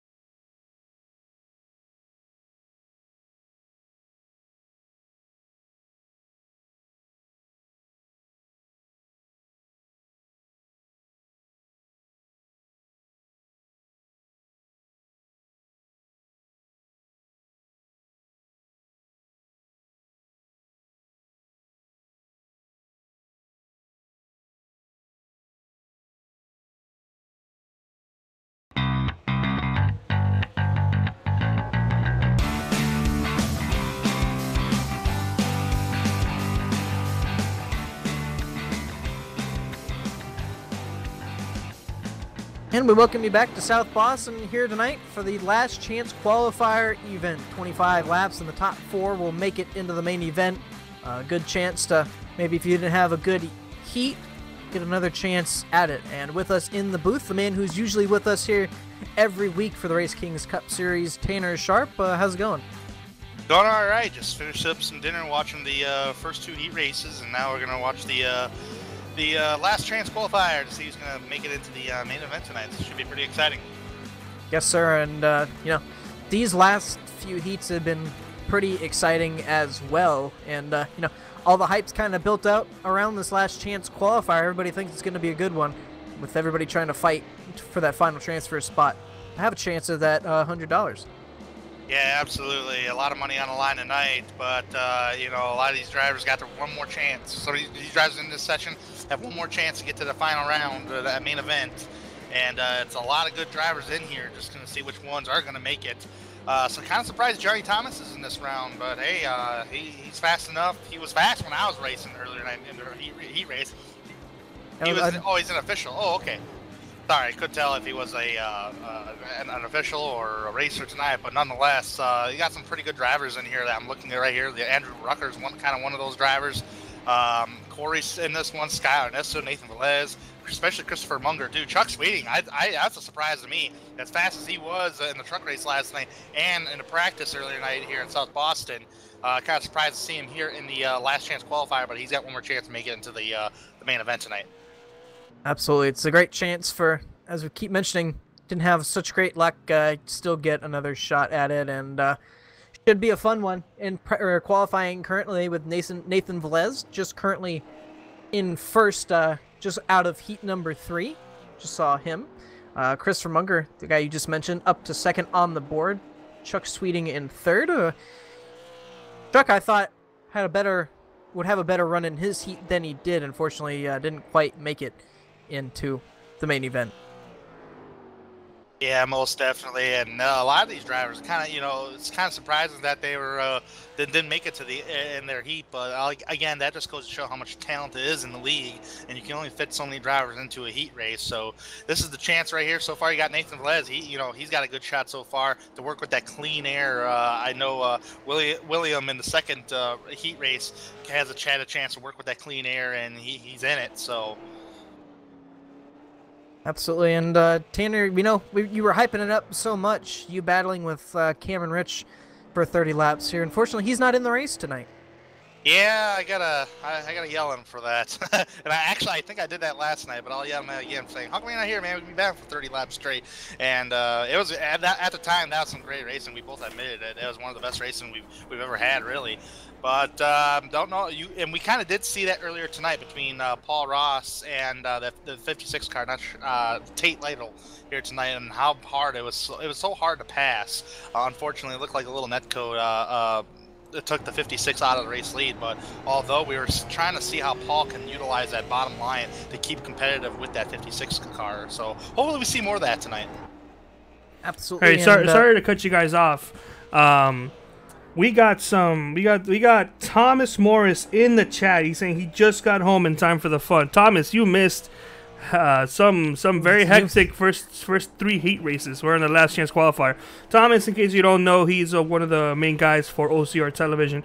He's also the main guy behind our graphics package. So I want to give him another shout out for designing and making this wonderful graphics package all from scratch. Sure. Yeah. So I just want to say that. I'm gonna go back to my cave and talk to the cameras and stay quiet. Yeah, get back in there. Okay, yes, sir. So you could come out. Oh man. Anyways, Tanner, you were one of the, I say few, but you were one of the main guys who ran both the here tonight the super late models and the Cup cars here at South Boston for the All-Star race. 2 completely different cars. Obviously, I know that. But what are some of the main differences between that Cup car and the super late models here tonight? Main differences. When I go back and I look at how I was battling with Cameron side by side for like 30 laps straight, and then I go back and I look at Paul and Tate Lytle battling, it goes to show that it's very hard to pass here no matter what vehicle you're really in, because the groove can change as the race goes on. and it looked like the bottom line, like underneath that yellow line, it stuck very well. And at the time for the Cup cars, it was a little more looser, but you could still run it on the bottom line, stick very well with the guy who's racing on you on the higher side. So that's probably the most similar difference I can really compete with the two cars. Shorter gears in both cars here, because tonight has actually got a real short second gear that you have to get in the third gear right away, otherwise you'll just spin it out. But yeah, that's really the only similarities of the two differences I can really point out at the moment. A lot of experience with you as well as we get ready for this last chance qualifier.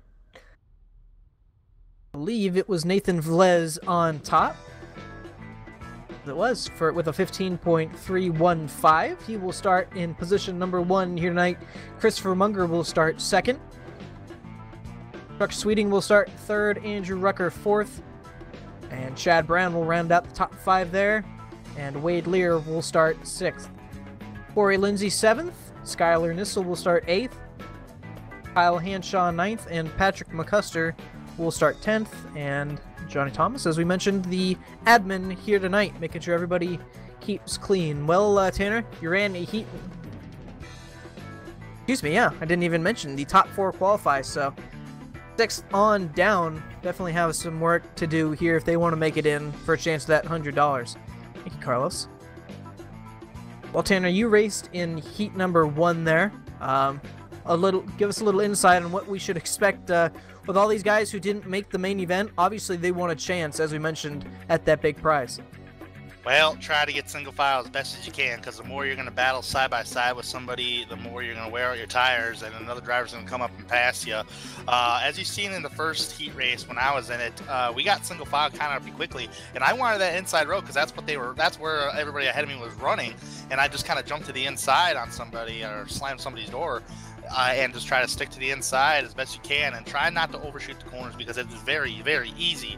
I mean, it's probably the most simplest thing to do here at South Boston is overshoot the corners. You cannot overshoot the corners, because otherwise you're going to hit the guy ahead of you and it can cause calamity. So be aware of your surroundings. Don't overshoot the corner, and be patient. Be as patient as you can about it. You will make mistakes, and if you know you made mistakes in the practice earlier, just take it easy. Just try to get the best finish you can out of it. We've definitely seen some guys overshoot the corner a little bit, as you mentioned before, as the pace car is getting rolling here. This is your last shot to make it into the main event. 25 laps to do it. Top 4 advance. A 10-car field here tonight, so 6 cars are going home after this race. 2 pace laps as usual. And saw some guys with wheel spin. Definitely in the first heat there. Haven't really seen it since. How big of an issue was that in heat number 1, Tanner? Saw that 39 got a little wheel spin and kind of backed that whole line up.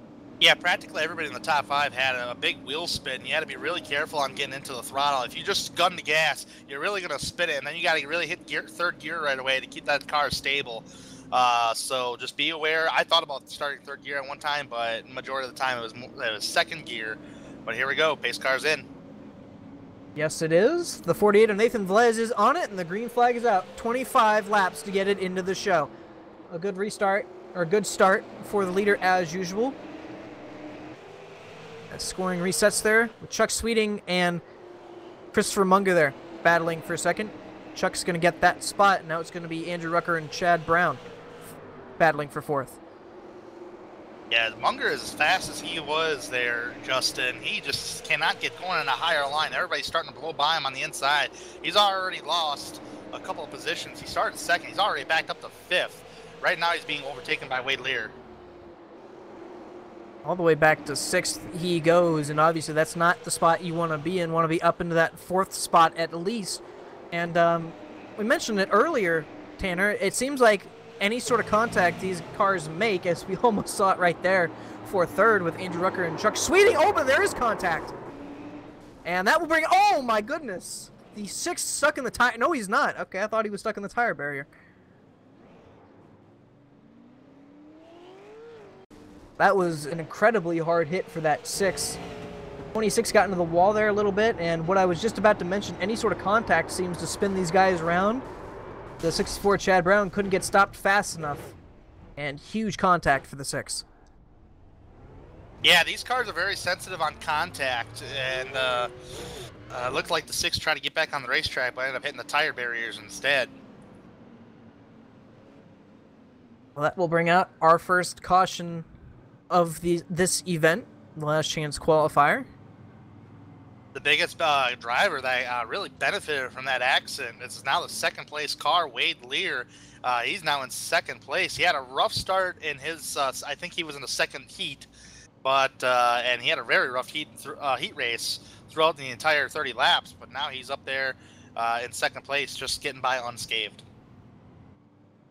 Yes, sir. He had some tempers flaring that 03, that second heat, as you mentioned, but currently running second and looking good at the moment. 19 laps to go. We mentioned how quickly these races go by, and 19 laps only going to be about maybe 10 minutes. So these guys aren't going to have a lot of time to get stuff done now. No, you gotta get going right now. You gotta get into that top 4, at least do the best you can to get in that top 4. If you're practically 5th on back, you really gotta try to work for it. It's gonna be very hard to pass. You don't want to bump your competitor out of the way, because you're gonna feel bad, and they're gonna be mad at you, and it's something you don't really want. Well, before we get going for this restart once again, I think, as you can see, the 26 of Chuck Sweeting down pit road.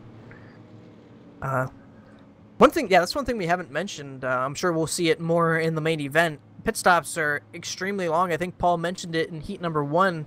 A 2-tire stop going to be about 12 seconds, and I believe a 4-tire going to be about 21. So you're not going to want to spend a whole lot of time on pit road. Yes, that's a true statement, because it's a very short track, shorter than Bristol, and these super late model pit stops are very long. If you take 2 tires, it's going to be about 12 seconds. If you take all 4, which I have practiced in a practice session earlier, it's going to be about 21 seconds. So we're double filed up. We're ready to go back racing. Yes, sir. I was going to say, I think we just got some information from Chet that David Wilson is out of the main event, so we'll have to see. I believe he made it in to the main event, so the pace car will be off here. The 46 is your leader, and we'll get a good start. He's the first driver so far tonight to take that outside line on the restart. Wow, tremendous start by the 48 of Nathan Velez. Velez had a good start. Wade Lear in second, but the biggest battles for third. That's Chad Brown and Christopher Munger going at it. Looks like Christopher's having a little bit better time on that outside line this time. Oh, and some contact, the 46 and the 55. As quickly as we said that, the 46 goes around with contact with the 55. 55 looks like he's a cleaner vehicle, but we'll have to come see what happens on replay. Not sure if the 46 didn't quite know he was out there or not, but... And he... 55 came down just a little bit there, and that's... Keep mentioning it, it only takes a little, or the slightest bit of contact to turn these cars around.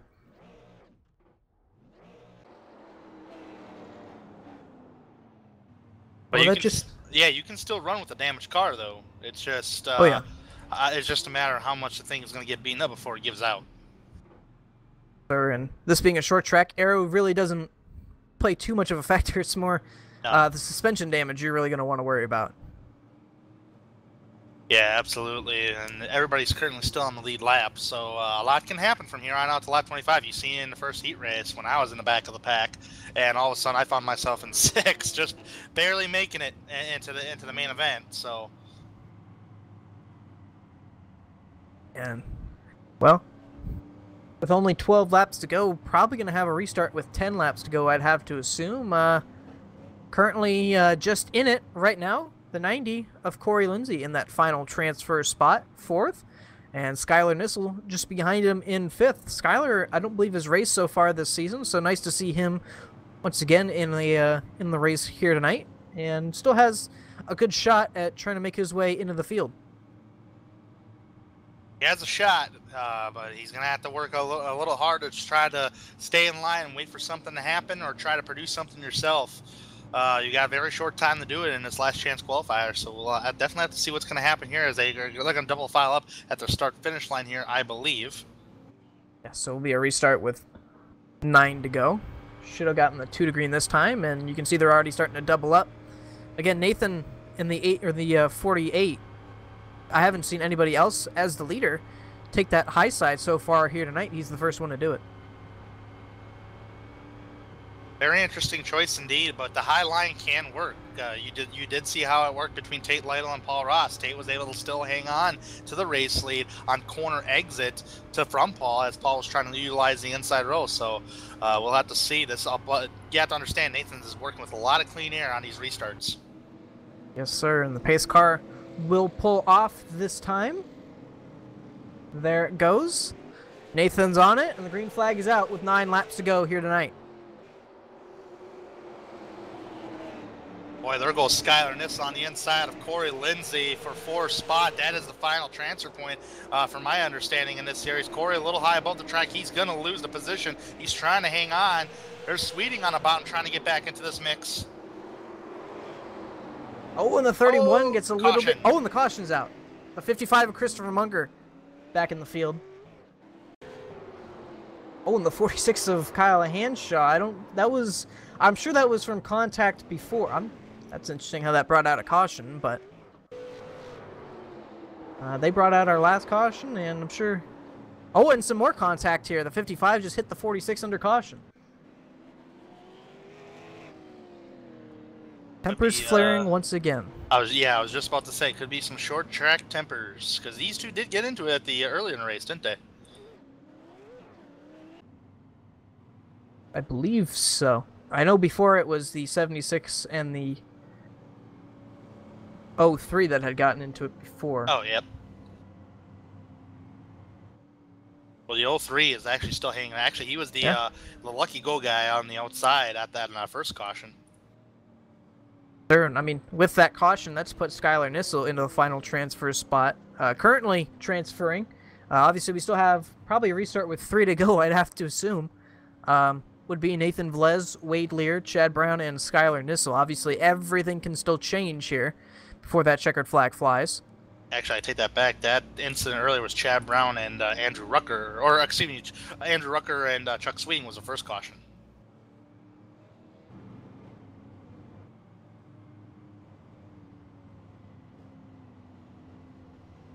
Well, either way, this is going to be the final restart here, so should we get another caution, that will end the race. You know, as long as Nathan Vlez doesn't make a mistake here, as most of the leaders have not tonight, he's going to go home with the win here in the last chance qualifier and a spot in the main event. Just to touch up on that that contact under caution between the 46 to 55, during the drivers' meeting, they did say all 3-wide Racing League rules do apply. So obviously, if you do make a contact with the car under caution, usually it means some sort of a penalty down during the week. But we'll have to wait and see. But all right, well, about to get racing once again. They're doubled up. So before we get racing, just want to quickly shout out once again the camera views here tonight. They're provided by TrackCams for Gourmet. You can find more information at www.trackcams22.com or facebook.com/trackcams. So for the restart, it will be Nathan Vlez, Wade Lear, Chad Brown, Skylar Nissel, and Chuck Sweeting, your top 5. Corey Lindsay, Kyle Hanshaw, Andrew Rucker, Patrick McCusker, and Christopher Munger. The top 10 there. Pace car is off, and Vlez is on it.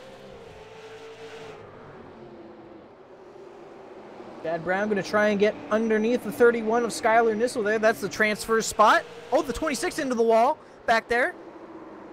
We'll get it sorted out. The 90 goes up the track, hits the 6. And still sorted out. The white flag out. One more lap to go for Nathan Vlez, and the 6 and the 90 go around. And that'll put Andrew Rucker out of it. The 46 or 48 of Nathan Vlez off 4. He will win the last chance qualifier. Wade Lear, Skylar Nissel, and Chad Brown will join him in the main event. And some contact after the race with the 46 and 64.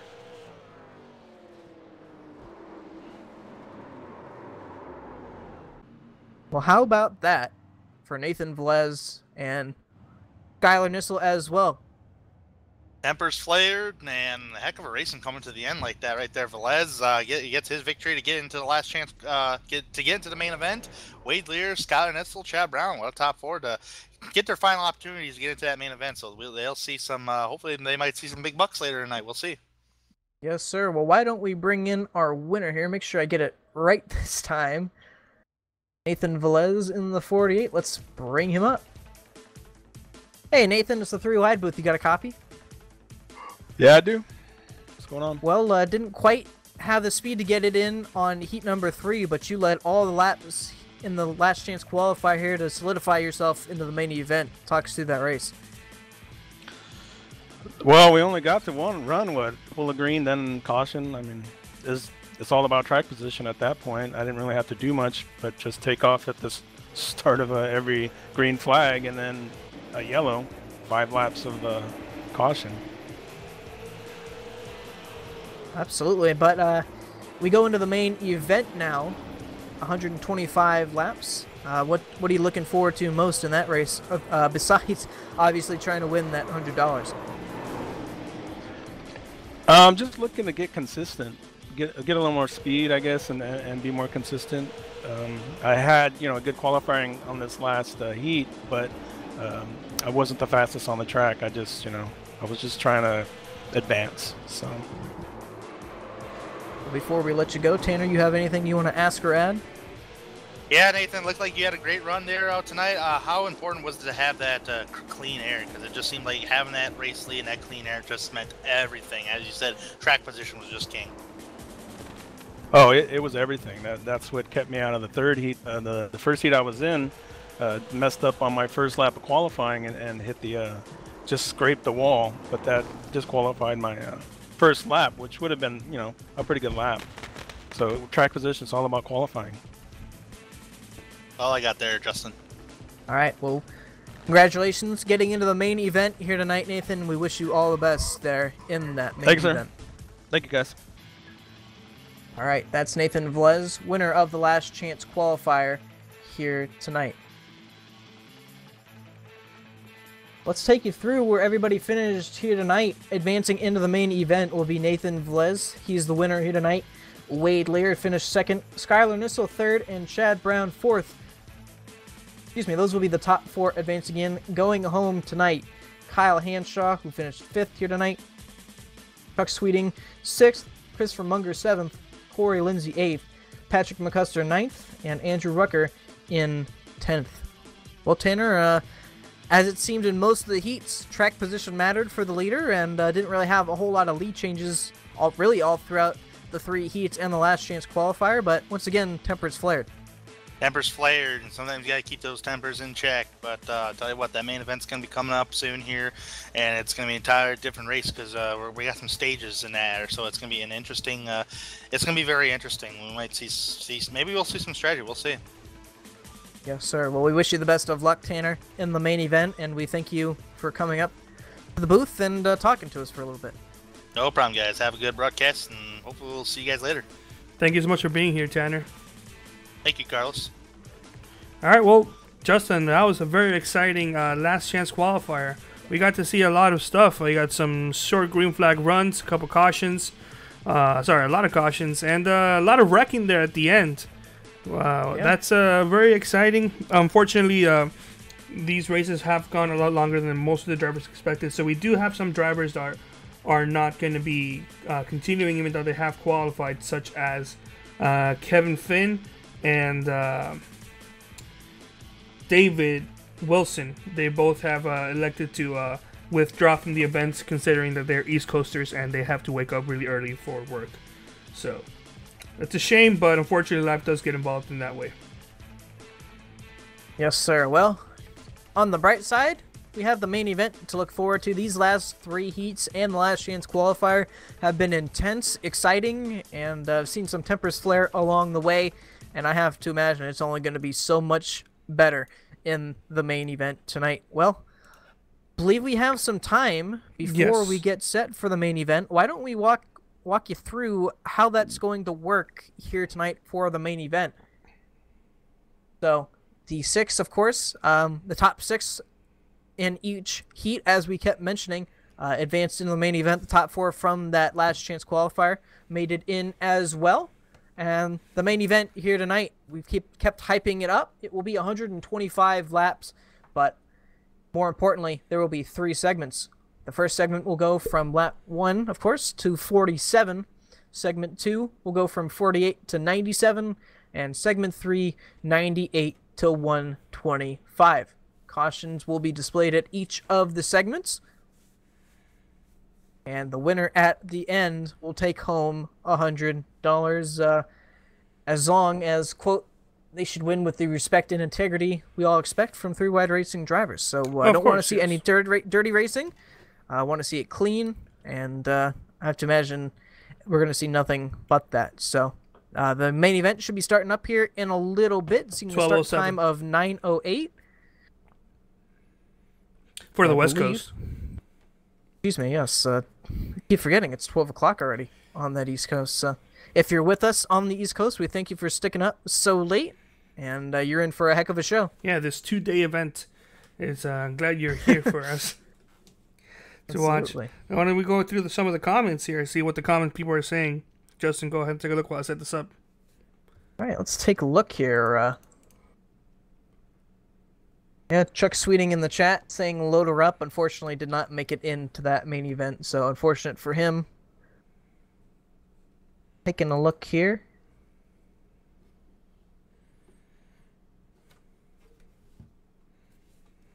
Cameron Rich saying those heats in last chance qualifier were fun. We still have 125 more. Absolutely. Oh, we got Corey Lindsay throwing some shade at the 6. Oh, man. Saying that 6 car needs to go back to NASCAR Heat or wherever they came from. We got the Gaming Slug calling for Wild Bill. Yep, Wild Bill Nation. James Duke with a LMFAO. These young kids nowadays. And their acronyms. Yeah. Cameron Rich saying, as you said, these heats are in LCQ were fun. We still have 125 to go. Johnny Thomas, time to go racing. Yes, sir. Tate Lino saying, let's run the main event tomorrow. Well, we technically are. Yeah, it's technically tomorrow. At least for the East Coasters. Welcome to Late Night with 3-Wide Television. We're going to go sit back with our smoking jackets next to the fireplace as some jazz starts playing. Yes, sir.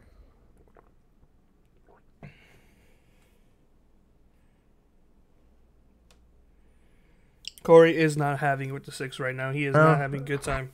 How about we interview Corey? Sure, why don't we? Let's see where he is. All right, I found him. Let's bring him up here. Hey, Corey, it's the 3-Wide booth. You got a copy? Hey, babe. Well, I'm sure obviously some contact was made in that last chance qualifier. Obviously, not happy. What happened, man? It's just short track iRacing. You know how it goes. Unfortunately, I do. Well, as the racer, your night's kind of done, but as league owner, you're set to maybe watch one of the best races we've seen all season so far. The heats were any sort of indication. I sure hope so. I think this session never loads up. We might get 3 or 4 drivers because everybody's got to go to bed. Yeah, got real life shit to do, you know. Yeah. Carlos, what time are you getting up tomorrow? What time I'm getting up? Well, tomorrow, normally I would be getting up around 6 a.m. So in about 6 hours from now. Okay, cool. But I have a doctor's appointment to find out if I do still have cancer or not. Oh God. Yeah. So I'll be waking up like an hour later than usual. So I'm not gonna complain. Plus, after all, in general, the All-Star races in most motorsports do last a lot longer than regular sessions. So, it kind of should have been obvious to most drivers that this thing would have taken a lot longer than usual. But yeah, it's a shame. Unfortunately, I understand with some of these drivers that they can't make it. They have work in the morning. Some people have to wake up at 6 a.m. just like I do, and it's very tough. And sometimes it's not worth it, especially if you're not a Peter Short or a Cameron Rich of the series, where you work hard and you're up front the whole race, and you always have a legit shot at winning.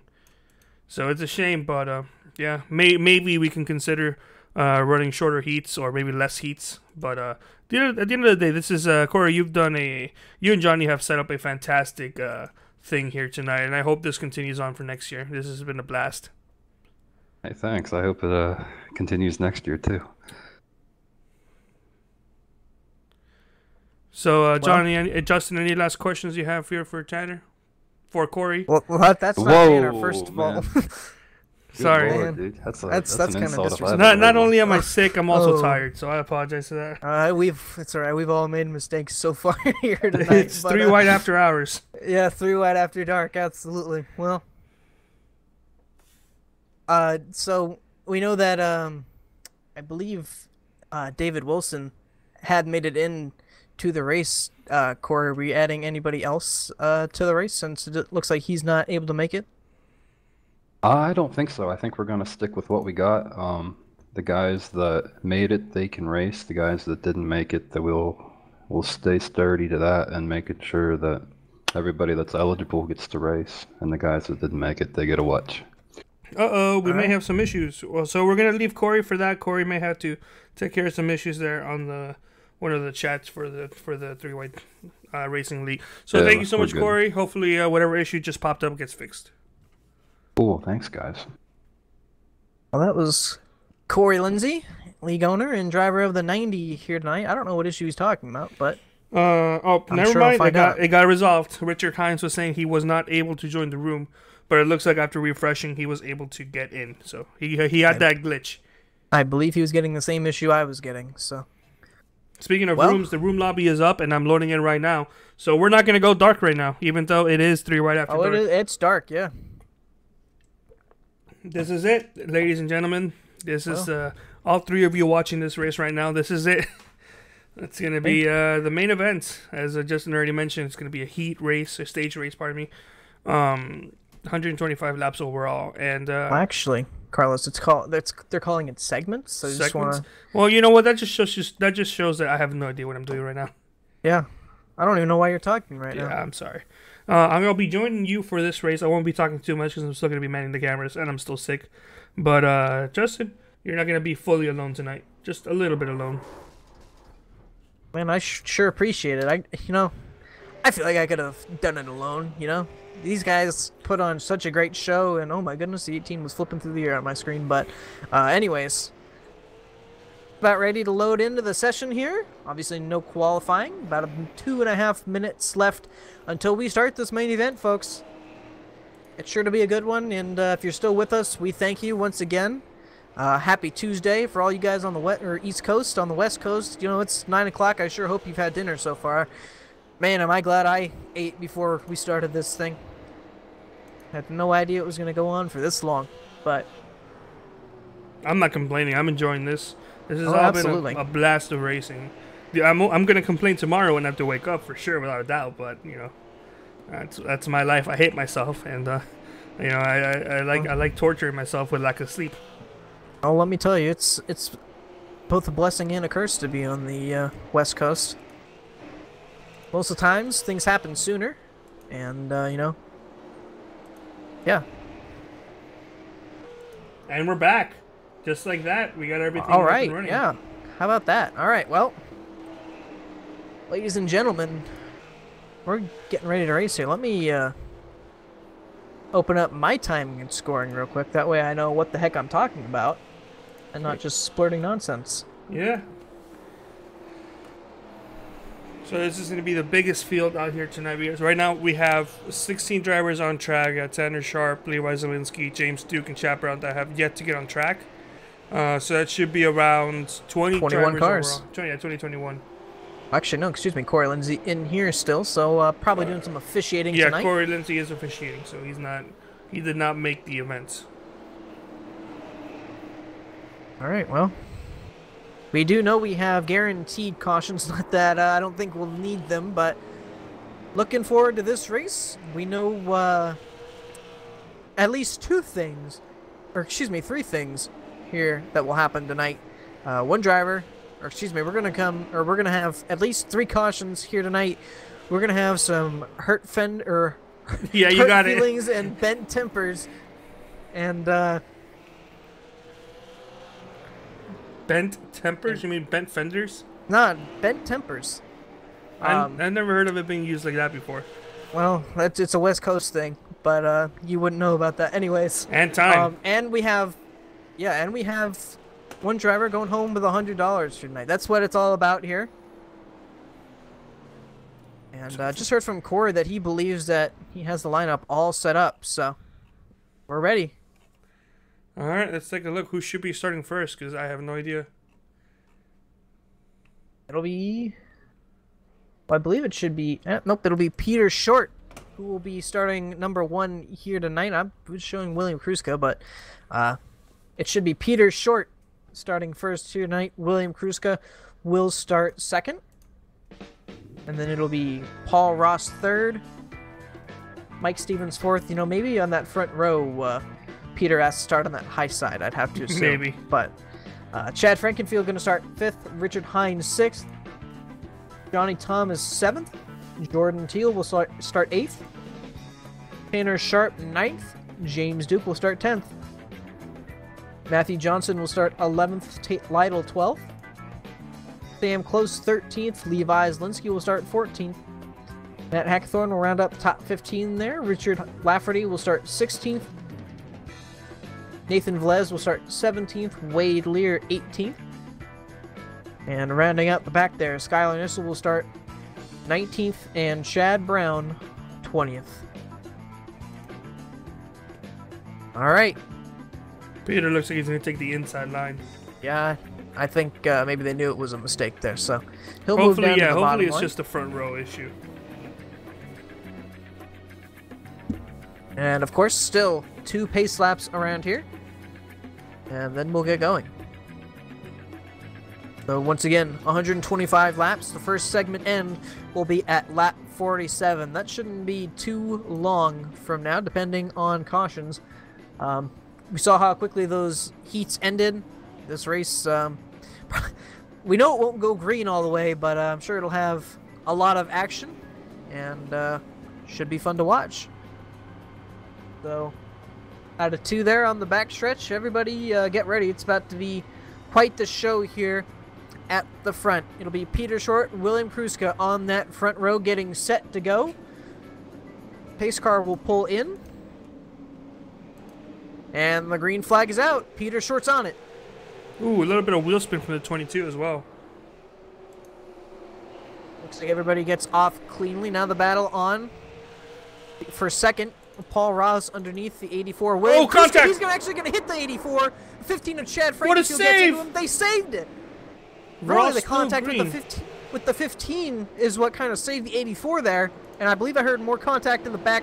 The 03 of Wade Lear and the 31 is around on the front straightaway. No caution. No caution. That is a huge shame. And And caution there's is the out. caution. William Kruska, it looks like he's fully out. Yeah, that was definitely a hard hit for the 84 William Kruska. He has already gotten out of his car. Oh, it looks like unfortunately. he had a connection issue. He just disappeared on my end. Well, that's even more unfortunate. Got a little bit of contact with the 18 of Paul Ross, probably. Yeah, and he just dropped out of Discord, or excuse me, TeamSpeak. So a little bit of slight contact with the 18. Of course, nothing intentional there. Sure, Paul just slid up a little bit. And wow, look at the damage on the 15 of Chad Frankenfield. Yeah, after Chad, the collision with he was one of the. Remember in the first heat race all the way 13 hours ago, Chad Frankenfield was able to actually stay with the 22, and he had a clean car. Now that front end is all messed up. It's a short track, so aerodynamics isn't an issue. But you know, if he bent that chassis up, or if he damaged that radiator, it could be a ticking time bomb. Well, already under caution here, and once again, slight contact with the 18 and 84 is what has put us under caution. One of the fast cars here tonight already out of it.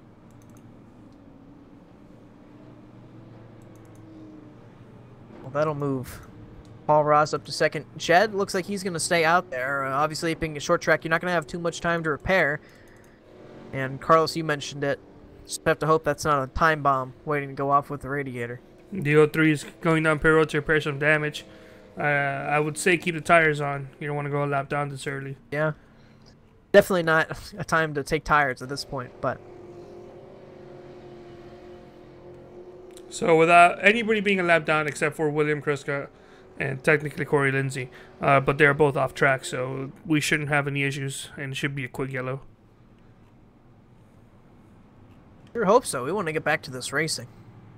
Wild Bill no more. Yeah, unfortunately, there goes Wild Bill. Cautions breed cautions. From SimTV, one of our friends there. It is a shame that happened to him. I know I've raced with Paul a long time. He's not one to intentionally wreck a driver, especially not this early. Paul and I have had our own run-ins, but he's a really good guy, and that was a clear mistake, whether the 18 moved up or the 84 moved down. But we're gonna go green this time, so Justin. Yep, there's the green flag. I thought they were on the back straightaway, but Justin, I am a comedy of errors tonight. Yes, you sure are. But the battle is on once again for second. Paul Ross under fire from the 15 of Chad Frankenfield. With all that damage, that car is still looking for the second spot, and still side by side down the front straightaway. So it looks like chassis is fine. Now the question is radiators. We have a wreck. Oh. The 87, the 31, and 8 involved in that one. I believe the 56 of Tate Lytle as well, and there's more contact. Let's take a look at what happened.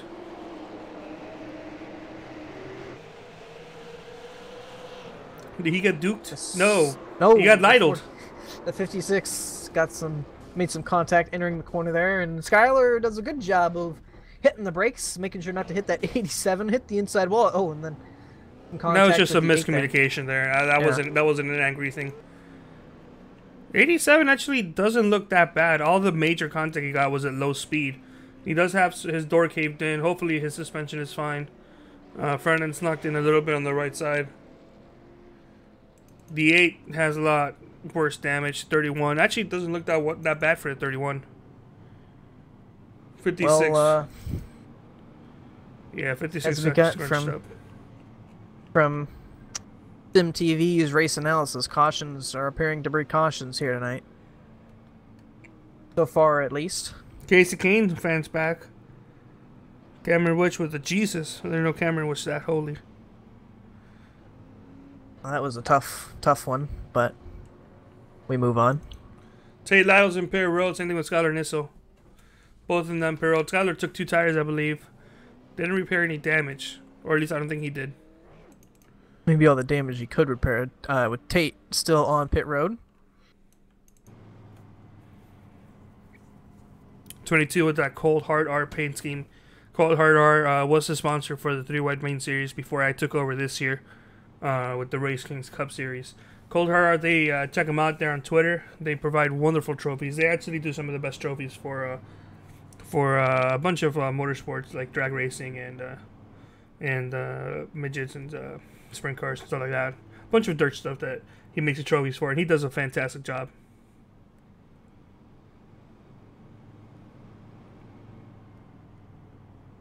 Cameron Rich saying that the SLM super late model looks destroyed if you breathe on it, but they can take a beating. Cameron Rich, known for beating his cars, knows exactly. Oh, what? Wow, beating his cars. Wow. Yeah. Up against the wall, against other drivers, stuff like that. Yeah. Well, we restart once again here, lap 15 I am of live. 125. We will go for this restart. Pace car will pull off, and Peter should be on it once again. There it goes, and Peter's off. 15 tried to guess that, started a little, didn't work out for him. Paul's going to be able to hold on to that second spot there. Looks like the Chad Frankenfield. Looks like the 33 is having some connection issues as the 15 made some slight contact with the 18, but the 18 saved it. Other than his teammate Sam Close, I think that's the first time we've seen it tonight. Someone able to hold on after some contact. Now the battle is on for third between the 15 and the 33. Jordan Teal having some connection issues there. Blinking in and out. And Johnny Thomas just behind them in the 5th spot. Caution's out. Caution's out. Oh, and the whole front straightaway blocked off here. The 48, the 76 involved in something. Oh my goodness. Oh my goodness. This is like a modified wreck. Let's take a look what happened. I saw the 97 of Levi Zielinski involved in that one. Maybe he hit the... Oh, no, it started with the 42. 42 to 26. And the 76 making contact. That's where the problem started. A little bit of contact out of the corner. Take a look here. I think the 76 just started coming down a little bit on the 42, and nothing he could really do, and wow. That's the whole front straightaway blocked up there. Like I said, that looked like one of those modified wrecks that you see at Bristol. Alright, so there's the 76. Let's see if he comes down. I believe you're going to see he just drives it in. Yeah, he just comes down. Yeah, 42. and the 42 is going down, so. Oh, he just barely missed that tire barrier. Oh, the meat missile got missiled into the wall. Oh, man. Well, only a lap 18 here. And already under our third caution of the night. A lot of these guys were complaining about time, and this obviously isn't going to help that cause. Nobody has called to quit yet, though. Nobody else is a lap down. A lot of people are in pit road or went down pit road to get some damage repaired.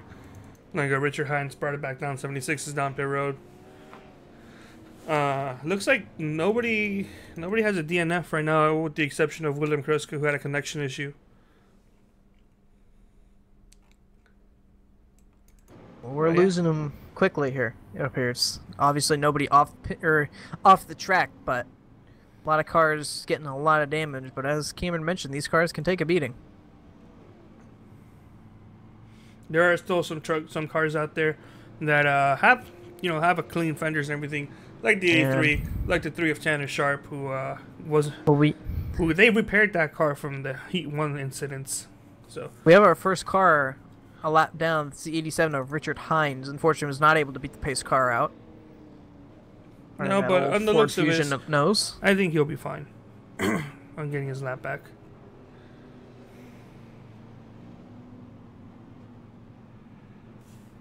So he'll go to the end of the field there. Cameron Rich saying, "Dear God, I hope there's no children watching this because cars are getting murdered." Yes, sir. Well, we're about to go racing once again here on lap 23. Peter Short, your leader, once again. Pace car going to pull down here. It'll be Peter Short, Paul Ross, Chad Frankenfield, Jordan Teal, and Johnny Thomas as the pace car pulls in. Short is off. Green flag is out. Oh, the 18 of Paul Ross gets loose. 15 of Chad Frankenfield into the wall. He stays out of everybody's way, but Chad going to lose all his positions all the way back to 11th place, and still some bumping back there. Oh, and the 31 of Skylar Nissel into the wall, into 3. He saved it somehow. He was dead sideways, I believe. Did 31? Off turn 3. Oh, he got some contact from Tate Lytle. Wow. He bounced off the inside wall. Yeah, take a look. Oh, yeah, that was a huge checkup. Oh, whoa. Whoa. Somehow he saved that. Somehow we're still green. These drivers, they don't want to. They're going at it hard. Yeah. Well, Peter Short has pulled out to about an 0.8 of a second lead. No real surprise there. I wonder if Paul Ross will get a black flag for changing lanes. Of course, it wasn't intentional. He clearly spun his tires.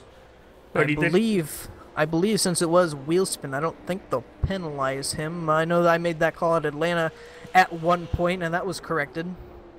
But I don't believe they'll give it to him. 33 still having some connection issues. At some point, he's going to be asked to move to the back if it causes an issue. But right now, he's holding his own. Be a pretty good battle back in the field here. It looks like the 15 and 97 going at it. Levi Zielinski on that outside line. Chad Frankenfield on the inside. Justin, I got a comment that I want you to read from Tim TB. You'll know which one that is when you read it. Yeah, Larry Mack's trends of the race be like in 9 of the last 10 races, the average amount of yellows is 24.5. Boy, do I know about Larry Mack's trends of the race. We'll bring him back. Yeah, once this race is almost done. I remember the last time you mentioned that was. Yeah, that's a story for another time. Oh wow, yeah. Yeah. Well, it's for the most part, it looks like everybody's kind of singled out. Well, here goes Tanner Sharp trying to make the move underneath the 63 of Mike Stevens. Looks like Mike's just was trying to move up a lane there, or maybe Tanner had a better look underneath. But Tanner currently under some heat from the 44 of Matt Hackathorn just behind him. Sam close in 8th currently. Wade Lear in 9th, and Chad Brown will round out your top 10. He's currently getting some pressure from the 15 of Chad Frankenfield. Well, unfortunately, he got sent back there after getting pummeled on the restart. Very unfortunate as well for the 15, kind of was forced into the inside wall, but did a very good job of not coming back out onto the track and kind of messing everybody up. It's a very unfortunate drive to the non-thru-wide drivers here tonight, like Chad Frankenfield and William Kruska. William definitely had a fast car, and Chad had a car, and he won as he made some contact with the 64. What a save! Make that the 3rd time we've seen that tonight where someone's gone around and has saved it.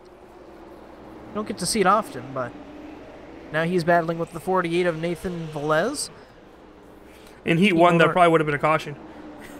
Yeah. But now it's just so late. It's going to be made with the 48. A save! 97 going to go around. Ooh, that should be a caution. And that's going to be a caution. I believe the 97 of Levi Zielinski all the way around. Yes, he did. That was 2 separate incidents that happened at the same section of the track. Well, let's take a look. I believe what you're going to see here is a 64, a little bit of contact with the 48. Oh, yeah, this 97 checking up, and Richard Lafferty had no idea. Lafferty had no idea. Lafferty probably had a good image seeing that he saved the car and then just didn't expect the 97 to just stop. As we have Paul Ross in pit road. That's a shocker. Yeah. When does the first segment end? We have 10 laps until this segment ends. Segment 1 will end on 47, and we will get a caution there. Have to imagine though, if we are under caution at that point, we'll just kind of roll into it. Well, I'm thinking that he's probably just gonna hang on the back and then just wait for everybody to go down pit road for the next segment. Yeah. Well, the 87 of Richard Hines got Lucky Dog, and that will leave only James Duke now on 1 lap down. Did not beat the pace car out, so as well as I believe the 48. No, he's okay. No, just gonna go to the end of the field, but well, with that, it's a pretty good shakeup here in the top 5. You're gonna have Peter Short, who will be the leader. Jordan Teal, 2nd. Johnny Thomas in 3rd. Mike Stevens 4th. And Tanner Sharp in 5th. What a run for Mike Stevens. Hasn't had the best season so far, in the regular Cup Series. But trying to make some moves and noise here tonight here for the All-Star. Cameron Rich with some interesting trivia and facts for tonight, saying there are 76 tires on track right now. 1 tire for every Dale Senior win. Man. Do it for Dale, am I right? Sure. Great enthusiasm, I appreciate it. Well, I believe we're going back racing here, yep. Lights are out on the pace car. You got the top 3 clean cars, 4th place a little damage, 5th place is a clean car. Yeah, 5th place Tanner Sharp, our own. As gonna get ready for another restart here. We'll only have about 6 laps to get it done here. Peter Short is off once again. And, well, I don't know how far he went up. I was going to say that one may be a little iffy in terms of changing lanes, at least from my vantage point. The 33 really loose off turn 2 there. Well, of all the officials we have on track, this is the absolute one. So if he's not going to call it, then under 3-wide rules, he didn't do anything. Tanner Sharp a little bit higher on Johnny Thomas there, trying to make some moves happen.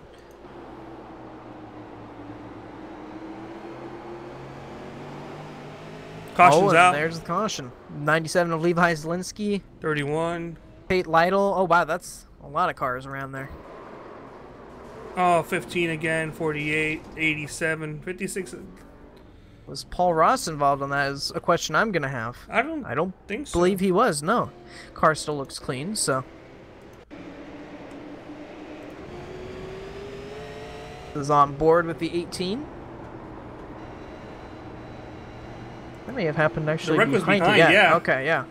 I didn't realize he had made up that many positions. I think a lot of drivers went down pit road that last time. As now we have Wade Lear going down pit road, but he also has heavy damage. A lot of cars going down pit road at the moment. At least up front. Now Johnny Thomas is your leader. Peter Short did come down pit road. Yes, you did. Right now, current leader is the 83. Co-owner of 3 White Television. As my blind self couldn't find Peter Short there on the screen. Oh, man. Peter Short has definitely my favorite paint scheme here for tonight. I like that scheme a lot. Definitely a good looking one. Well, this lap, I believe when we get it to the line, it will be lap 47, so that will be the end of segment number 1. We'll be under caution. SimTV with the another fact. Another fun fact, a super late model has about 550 horsepower, which is equivalent to the number of cautions we had here tonight. Ouch. It's a little exaggerated, but, you know, well, I think it's true. When they cross the line this time, we'll be starting segment number 2. Yeah, something that people might forget. This is not a... There's no points on the line. But you do get money. Yeah. Would you wreck your mom for $100? For $100? Probably not. Oh, man. Would I wreck you? Hell yeah. Well. Oh, and they've called off the restart. They're going to wave it around one more time. They gave an EOL to Richard Hines. Not sure where he was lining up. And the 31 still wasn't able to catch up, so... As well as the 15, they're giving him an EOL. $1 per incident. Christopher Munger just said in chat. Are you saying that they had to pay $1 per incident, or we're paying them $1 per incident? Cameron Rich, I got one more great facts. Here's Cameron Rich. I got one more great facts. Every caution flag tonight will be run slowly. Will we open the pace car is off? Yeah, pace car is off. Johnny Thomas was your leader, and a great start he had. Ooh, did he cross the line? Sharp in second. That was Paul Ross going to try and put the pressure on the 3 of Tanner Sharp, taking that higher line, and he's making it work up there.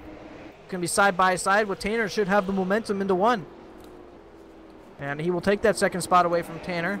Johnny Thomas and Tanner Sharp have not come down pit road yet so far here tonight, as well as Chad Brown and Matthew Johnson. Those are the only guys who have not come down pit road, and boy, did Paul Ross go way under the yellow line there. That's not out of bounds, by the way. Nope. Johnny Thomas, Tanner Sharp, Chad Brown, and Matthew Johnson have about 52 laps on their tires. Paul Ross just crossed 14. And he is making them work at the moment. A little bit wide there. Yeah, out of 4. Out of 4. But boy, he putting the pressure on Johnny at the moment. And Paul Ross 3 with the nose. A winner this year so far in the RK Cup Series. Johnny Thomas, he's won the Truck Series. He's won a Truck Series event in the dirt, but he's not satisfied. He's not satisfied with just one win. He's a past winner here. He's a past champion through racing. He definitely deserves to be in the All-Star race, and he wants to be out there to prove that he can win out here tonight. We got some good battling back here for about the 6th spot. Jordan Teal and the 44, Matt Hackathorn, going at it. Hackathorn just getting by, and Peter Short, Teal's teammate, will get by. And now that battle is on for 5th between Hackathorn and Chad Brown. Chad currently losing him some positions here. Peter Short going to get by, and that will take the 5th 44 spot away cautions from out. Cautions out. The 15 of Chad Frankenfield around, I believe that's turn 1. Oh, Teal! Teal, are you kidding me? Teal. Man. Oh, Johnny Thomas hit the wall. Yeah, to avoid him. Chad there. He just got loose. Go back at that. Idiot. It looks like he got out of pit road, and then just either missed the shifts, like shifted to a lower gear, or just got loose. And he did the right thing by holding his line, and then Johnny Thomas didn't know where to go. And then Teal, I kind of want to see what he did, because from this camera angle, I can't judge anything. Take a look on board here. 15 should. There's a 15 all the way up ahead. He's Caution should have been out by now. Oh, teal. I don't. Well. Let's just move on. Yeah. Well. Johnny Thomas still your leader. Paul Ross second. Tanner Sharp third. Matt Hackathorn fourth, and Peter Short. Cameron Rich, you are not imagining things. The 15 looks like has been involved in every caution. However, this is the first time where he has been involved by himself. Every other caution, he either got turned or just was involved. He hasn't actually caused one. What's surprising is that 15 car is still fast. I'd have to believe he was one of the fastest cars in heat number 1, and definitely knew he had some speed. My question is how damaged is Corey's car? It's Johnny's car. Yeah, he was. I don't really see too much damage on that car, actually. I know he hit with the right side. Yeah, that car looks okay. Yeah, you should be fine. Just maybe some cosmetic damage. Man, the toe on that car. Might help, actually. Yeah.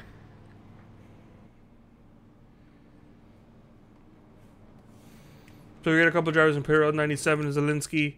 15 Frackenfield coming back out right now. James Duke in pit road. He's currently 5 laps down. Jack Frackenfield is 3 laps down. Richard Lafferty and Sam Close are each 1 lap down.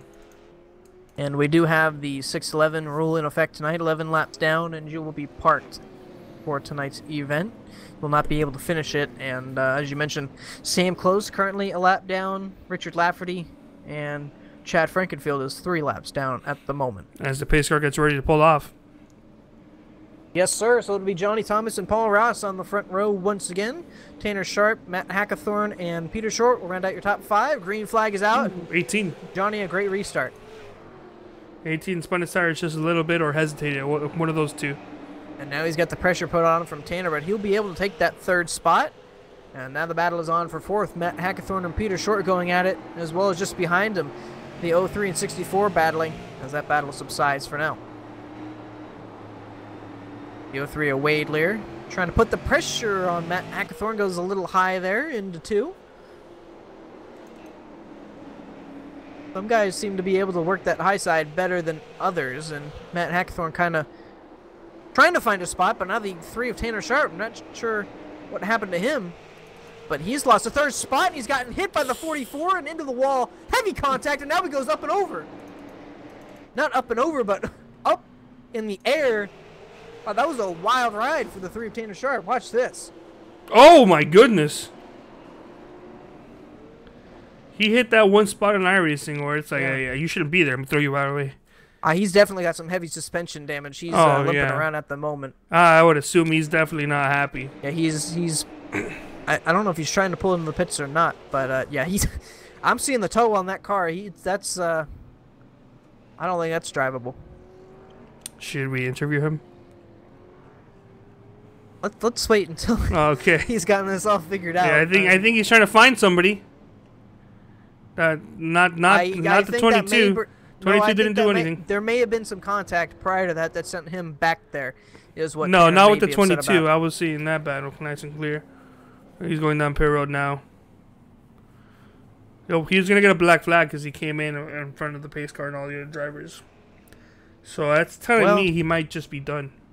Looking back on it, the 22 has definitely given him some bumps that he may not have appreciated that, and he made the pass clean. Tanner Sharp being shown 1 lap down. Well, think we should talk to him? Yeah, bring him in here. This is not gonna be one happy Tanner Sharp. Yeah, got a language warning. Hey, Tanner, it's 3 wide. You got a copy, bud? Tanner's at 3 wide. Oh, hey there. Well, unfortunately, caught up in that wreck, and that car looked pretty heavily damaged. What's the situation? Everything's great. Can't wait for the next race. Okay. Well, it's a pleasure talking to you. Thank you. I don't know what room he was in. All right. Well, he's, not happy, obviously, with the 44. Quoting, obviously, Kyle Busch there, and you know, we get like that as drivers sometimes. You just kind of don't want to be talked to. So I'm sure he'll be in a much happier mood come Charlotte. At least we hope. It looks like we got a confirmation as to what happened to William Kreska. His internet provider, Spectrum, is a piece of joke. Piece of joke, huh? Sorry, it's such a joke. My bad, I misread that. So he is also not happy. I prefer a piece of joke, but we're getting ready to restart here. Johnny Thomas, still your leader, has led 24 laps of tonight's event. Pace car is off, and the green flag is out. 18 also didn't get a good restart again. Neither did the 22. They both kind of spun their tires there, but they're battling for second there. 18 on the high side, 22 on the inside. So far, 2 drivers have yet to come down pit road, and that's Johnny Thomas and Chad Brown. And you're really not going to have to worry about fuel here tonight. It's more going to be about tires, I'd have to believe. As these cars are full to the brim, I'm sure can go a long ways past 125. Peter Short does have better tires than the 18 by about 11. A good battle behind them. The 33 of Jordan Teal and the 63 of Mike Stevens. Oh, and that got really close there off turn 2. Teal looks like he's going to be able to get that spot away from Stevens, just about. So that'll put Teal into the 7th position. Like we got some battling just behind there as well. This is for 11th, the 42 in the 56. 42 of Matthew Johnson there, fighting with Tate Lytle. Tate's going to get that spot for the top 10. And just behind them as well, 15 of Chad Frankenfield, 3 laps down, just trying to, or excuse me, 4 laps down at this point, just trying to, oh, and he's made contact with the 56. What a save by the 56. 4 laps down, just trying to run laps and trying to, you know, try and get as many of his laps back as he can, but just a huge 3-car battle for the lead. Johnny Thomas, I'd have to believe his tires are showing their age at the moment. He's been on track for all 76 laps, with Paul Ross trying to look to the inside. I believe Johnny saw that the 18 was doing so well on that middle line. Oh, the 18 hooked that bottom real well, but yeah, sent him around. Yeah, either the 83 knows that the 18 can't drive the inside, or the 83 himself can't reach the inside with his tires. But definitely working out for him right now. Good battle for second with the 22 of Peter Short and the 18 of Paul Ross. And the 44. Hackthorne, yeah, not letting them get too far away. Wade Lear up to the 5th spot.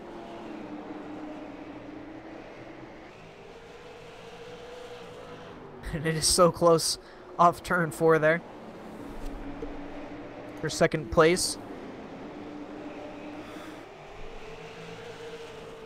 Kind of got battles going on all around the track at the moment. Chad Frankenfield showing just how fast that car is with damage still. He's still 4 laps down, but he's worked his way up effectively to the 9th spot.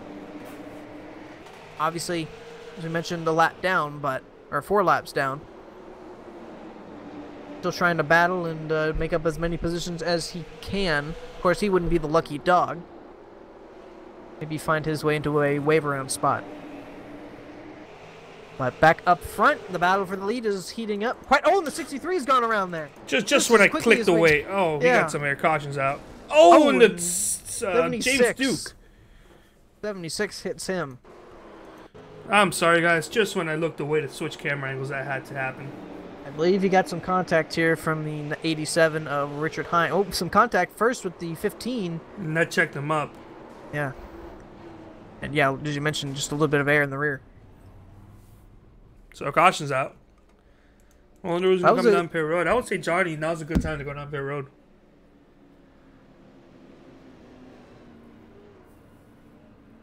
Currently on lap 83.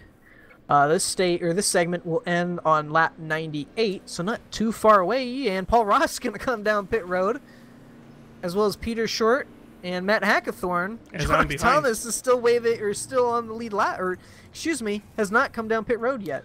I wonder why he's electing to stay out. Well, that 18 was definitely, I have to believe, faster than the 83 Johnny Thomas, but we've seen how much track position matters here tonight. Well, He's led 39 laps so far. The only other lap leader so far tonight was the 22 of Peter Short for 43, and the 3 of Tanner Sharp for 1. And Tanner effectively out of the race at this point, 18, 19 laps down.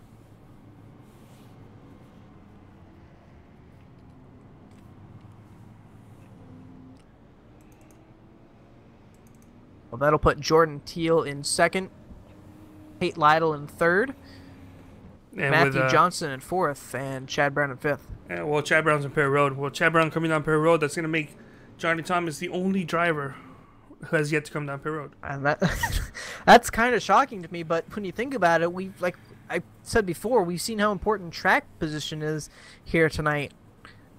I don't know if that's the wrong move or the right move, but he was definitely holding off Paul for the time being. I would have said right now would have been the best time to go down Perry Road with everybody else, but I would have thought so too, but he's obviously got a plan, and at this point kind of made his bed, unless we get a caution a little later, and he's able to hold on to it. But Cameron Rich saying he's not sure if he was leading with how important track position is and the amount of cautions, he'd lean towards staying out. Yeah. So right now, really top 5 all have old tires in an order of 87, 43, 29, 30, and 29 lap of old tires. And that was Johnny Thomas, Jordan Teal, Tate Lytle, Matthew Johnson, and Richard Hines as we're coming around 3 and 4, about ready to go back green. We've seen it all night, how important track position has been. And the green flag is back out. 83 Johnny Thomas on it as usual. Tate Lytle, who finished second in his heat.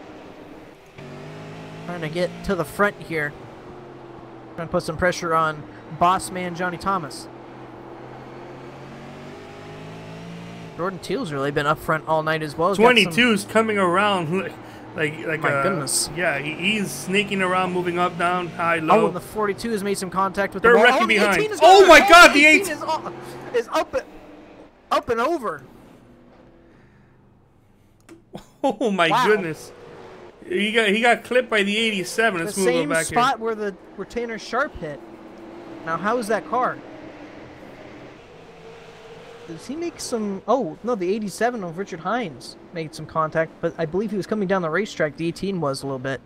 I can't wait till we see the 10 out of 10 on the comments. I was going to say, how many points is that in Tony Hawk? I mean, in what Tony Hawk? I don't know. I only played those games once in my life. Oh. Well, Paul's going to come down pit road, no question about that. And Johnny Thomas still out on the racetrack. It's going to be interesting to see how much damage that 18 of Paul Ross has. He hit basically in the exact same spot that Tanner Sharp hit, and we know, how hard of a hit that was for Tanner. Cameron said something, but a message got retracted. Retracted, sorry. Look, English isn't my first language, okay? Well, I'm just trying to help you, man. Thank you. That wall is causing an immense amount of pain and issues. Cameron did get that right, but... Why is there no safer barrier there is what I want to know. Oh, hey.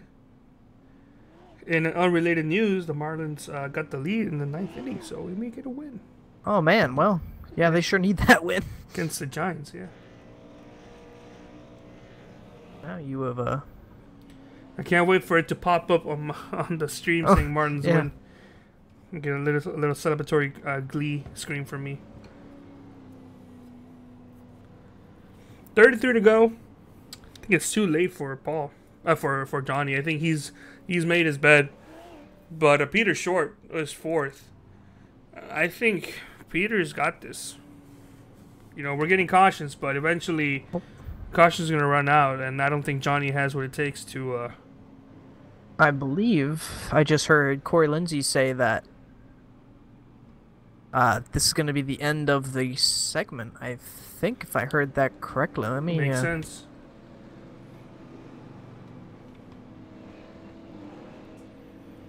Because right now nobody is... None of the leaders are going to come down pit road if there's any other cautions. I think Johnny, unless he gets involved in an incident or drops back a lot, he's going to stay out. Yes, he did. He did say Did say that was the end of the segment. So, I guess lap 96 will start this final segment.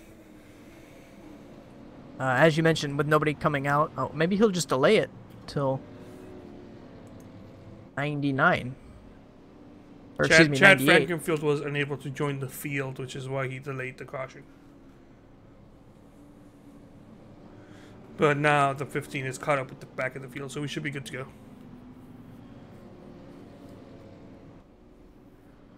No? Oh, did they delay it during that? Okay, I'm not sure then. Yes. If they delay it, I don't think they will, but...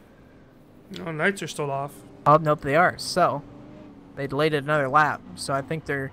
Okay. I think I heard him mention something about going at lap 100. So... maybe they'll just go at 98, though.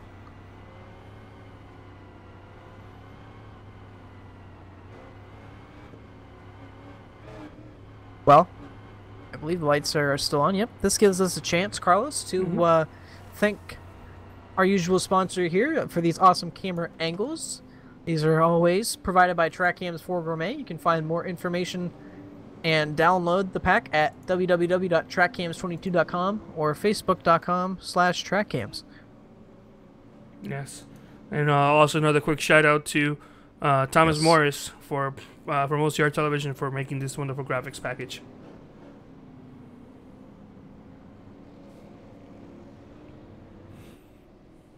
Are we going to be good to go this time by? This is lap 97. Nope, 98 now. Okay, so they waved it off again, so I think we're going at lap 100. I believe I heard Corey say that earlier in race control. Well, it'll give us a 25-lap shootout to the end, and now ever since he's gotten to the lead, nobody's had anything for Johnny Thomas. Well, I wouldn't say that. I was gonna say Paul Ross is certainly giving it a go. He's gotten close. I think Peter Short has something. It shows us how important track position is here tonight, and we've seen it all night. You know what? This restart, we're gonna start on board at the 22, because I have a feeling he's gonna do something special. Or we're talking, like, Kyle Busch-esque? Maybe. He's got at least 40 lap fresher tires than anybody on the field ahead of him. When we go to green, Johnny Thomas is Corey Lindsay. Sorry there, but Corey Lindsay just said we're going green next time by. I just want to get that out there. Okay. Yep. Johnny Thomas tires has just hit 100 laps. He's not come down all right. He looks like he's going to try and make this race all in one set of tires. At this point, he's locked in. He can't do anything. Oh, yeah, he's made his bet at this point. So, all right, well, we're on board for the 22 for this restart. The 22 of Peter Short. You'll see the pace car go in, and you'll see the 83 of Johnny Thomas take off from his vantage point. There goes the pace car, and there goes the 83. Green flag's out, and Tate Lytle giving Johnny Thomas a run for his money on that high side, and here comes Peter Short. Johnny some contact with the 22 and the 56. He saved it somehow, and Tate Lytle will go to the lead. Matt Hackathorn giving Peter Short a run for his money there. That's for the third position.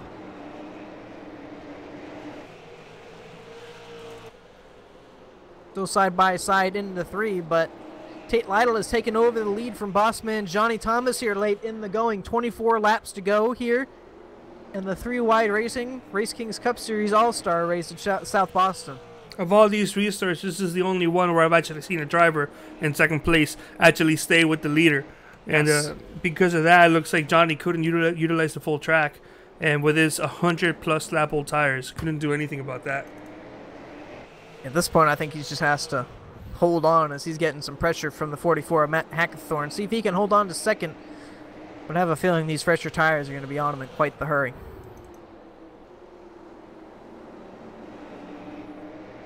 Well, we got 2 wide, 3 rows back here.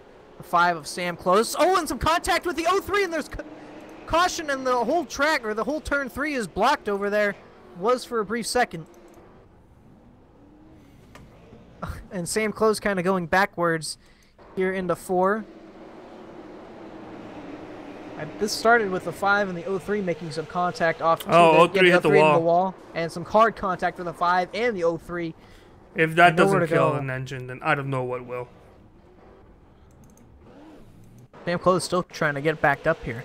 And he's got it the right way around and down pit road. Sam Close looks like he had a clean car here too. Yeah, and unfortunately, a hard hit into that inside wall. Didn't hit, the most troubling part of the track we've seen tonight.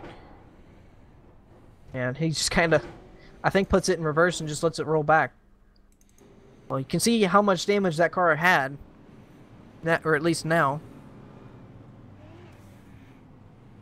Well, I'm going to say, I think this is it for Johnny. Yeah, I don't...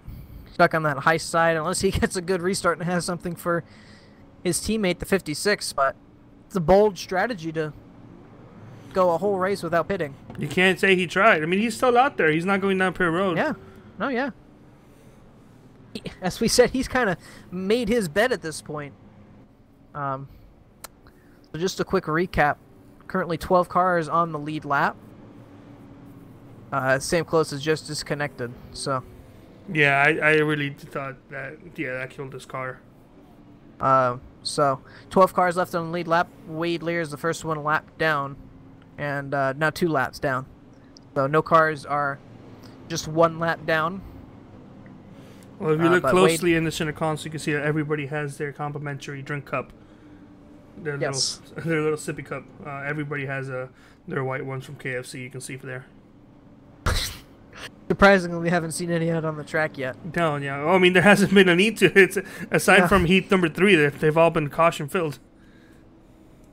But Wade Lear, Sam Close, Chad Frankenfield, James Duke, Paul Ross, Mike Stevens, Tanner Sharp, William Kruska, all multiple laps down, and Paul Ross still sitting on pit road. So I thought that hitting that wall would do that type of damage, and obviously my assumption was correct. It looks like Paul Ross will not be finishing tonight's event, but we will with 15 laps to go here for this restart. It'll be Tate Lytle and Johnny Thomas on the front row as the pace car is off. Tate's off. Oh, 44. And the green flag is out. The 44, quite a bit of wheel spin on that restart. Johnny's able to get down on that inside line. See if he has anything for the 56 of Tate Lytle, his teammate. Johnny got a far better restart than I expected him to get. 44 all the way below the apron there last time by. Now Johnny's really getting some pressure put on him with this 22 of Peter Short. I believe the freshest of these top 3 on tires at least. And now he's got the bumper underneath the 83 of Thomas. And we'll have the preferred position into 1. And I believe this might... I'd like to say this might be the decline of Johnny at this point. Stuck on the high side. Yeah, this is check and mate for 83. Stuck on the outside line. Peter Short's able to get by the 83 of Thomas, but that lets Tate Lytle get away just a little bit, 0.7 of a second away from Peter Short at this point, and Matt Hackathorn still dealing with Thomas there for 3rd. Oh, and some contact there, the 44 and 83, just the slightest bit. Jordan Teal is not able to take advantage of that.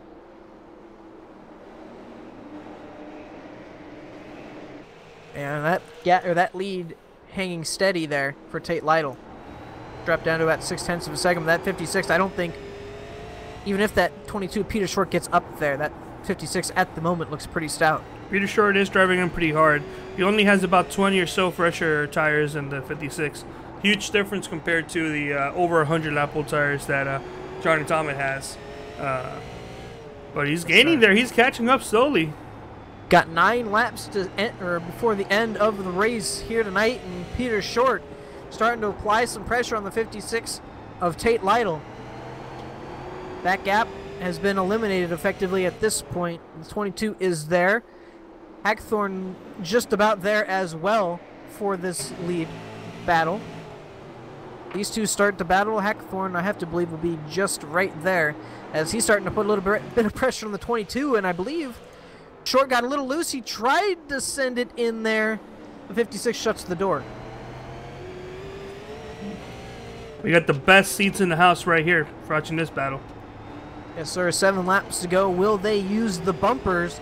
Peter Short now will get the nose underneath just a little bit with Tate Lytle. He leaves the door open with Short being there.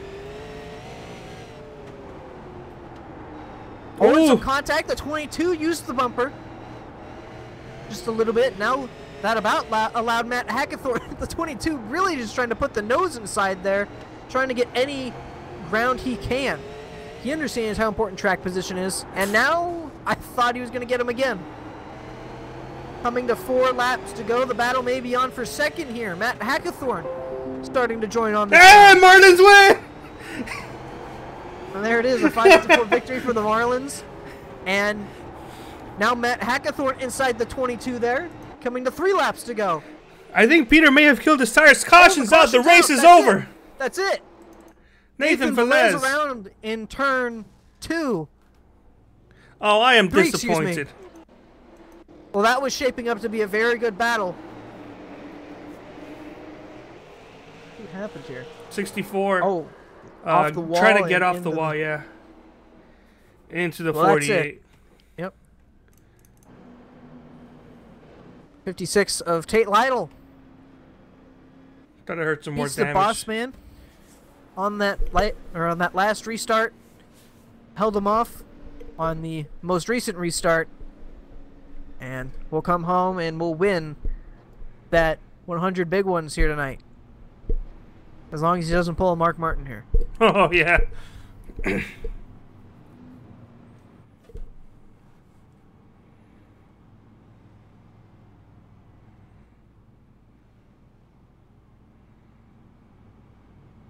So the white flag is out now with the caution. They'll be coming back to the checkered flag. Chad Frankenfield did get the wave around there, but really nothing to, or excuse me, the lucky dog, but there's really nothing to get back to at that point. Yeah, well, you'll just get one of those laps back. All right.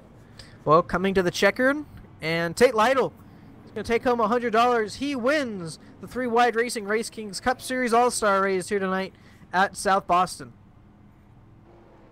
And how about Johnny Thomas? 4th place, no pit stops. That man was on a mission. That's impressive. Hold on to a top 5 position.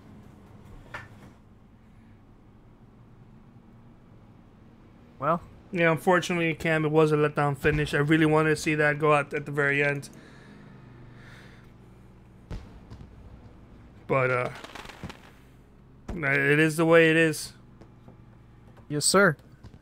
And Tate's going to burn it down.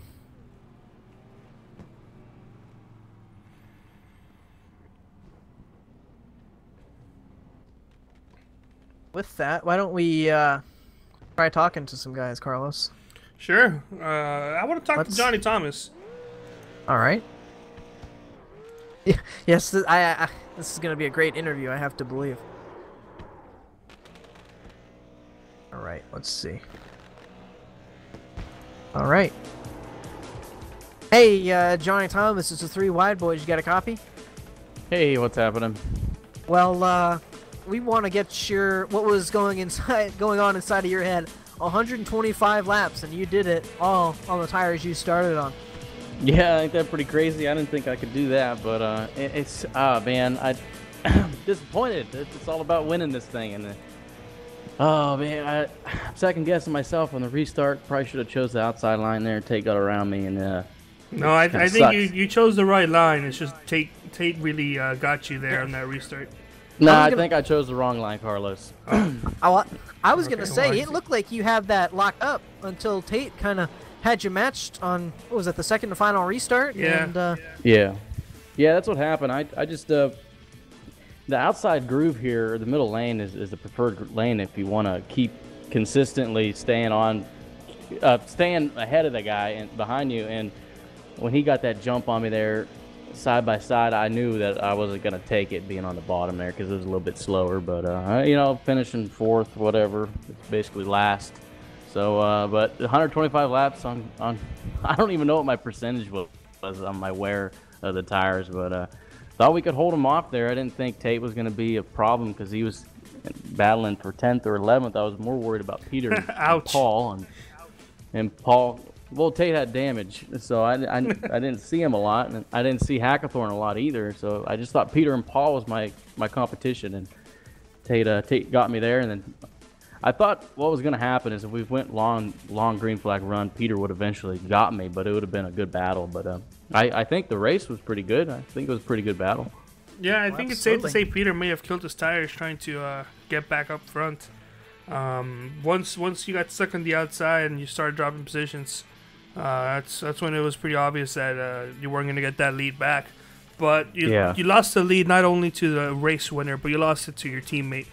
How does that make you feel as a team owner that you see another one of your cars winning here tonight? Well, it's good for a team owner standpoint. Getting JTR, any type of win is good, and we don't get too many wins at our little team, but having Tate win it's exciting. I want Richard to win and Wade to win and Tate to win, and if none of them guys can win, hopefully I can get it. But I thought I had a chance here, being an all-star race, and I don't really think I have any teammates for an all-star race, so it's a tough one. I'll remember this one, but I'm pretty disappointed. This has definitely been one epic night. It's not one hot night? Well, I would say epic. You know what? It's been one very yellow night. Yeah, and that's another thing that kind of stuck there, and I'll let you guys go, but it's tough seeing guys wrecking way back in the pack. I don't know where some of those guys were running when that last caution came out, but it's just unfortunate that the leaders can't race for the win. You got guys thinking they can win in 15th place. It was definitely going to be an epic finish there. 3 cars battling out for position. Maybe they're wrecked out. Maybe you could have gone to the win there after all. Yeah, I was hoping. I was catching them there. Tate was kind of slowing Peter and Matt up. I was catching them, but that's it. I don't know. Finishing fourth. Before we leave, do you have anybody you want to say thank you to? Any shout outs? Any last words? Oh, I just want to. Hopefully, everybody had a good time. I know me and Corey put this together. I kind of set up the rules. Corey okayed them. We switched some things around to make it a little bit easier. I know it's 1:10 a.m. in the East Coast, so it kind of sucks. But these short track races, you never know what's going to happen, and we try to make the races as short as possible. So I think everybody did pretty good at all the paint schemes. Yeah, maybe we'll start a little bit earlier next year. Who knows? But it was a good day. All the paint schemes. The one guy that didn't have a paint scheme won the race. I know. How about that? Well, John, that was as we said, quite the impressive run, and congratulations on fourth, and wish you the best of luck here going on to the next points race in Charlotte here next week. Yeah, thanks, guys.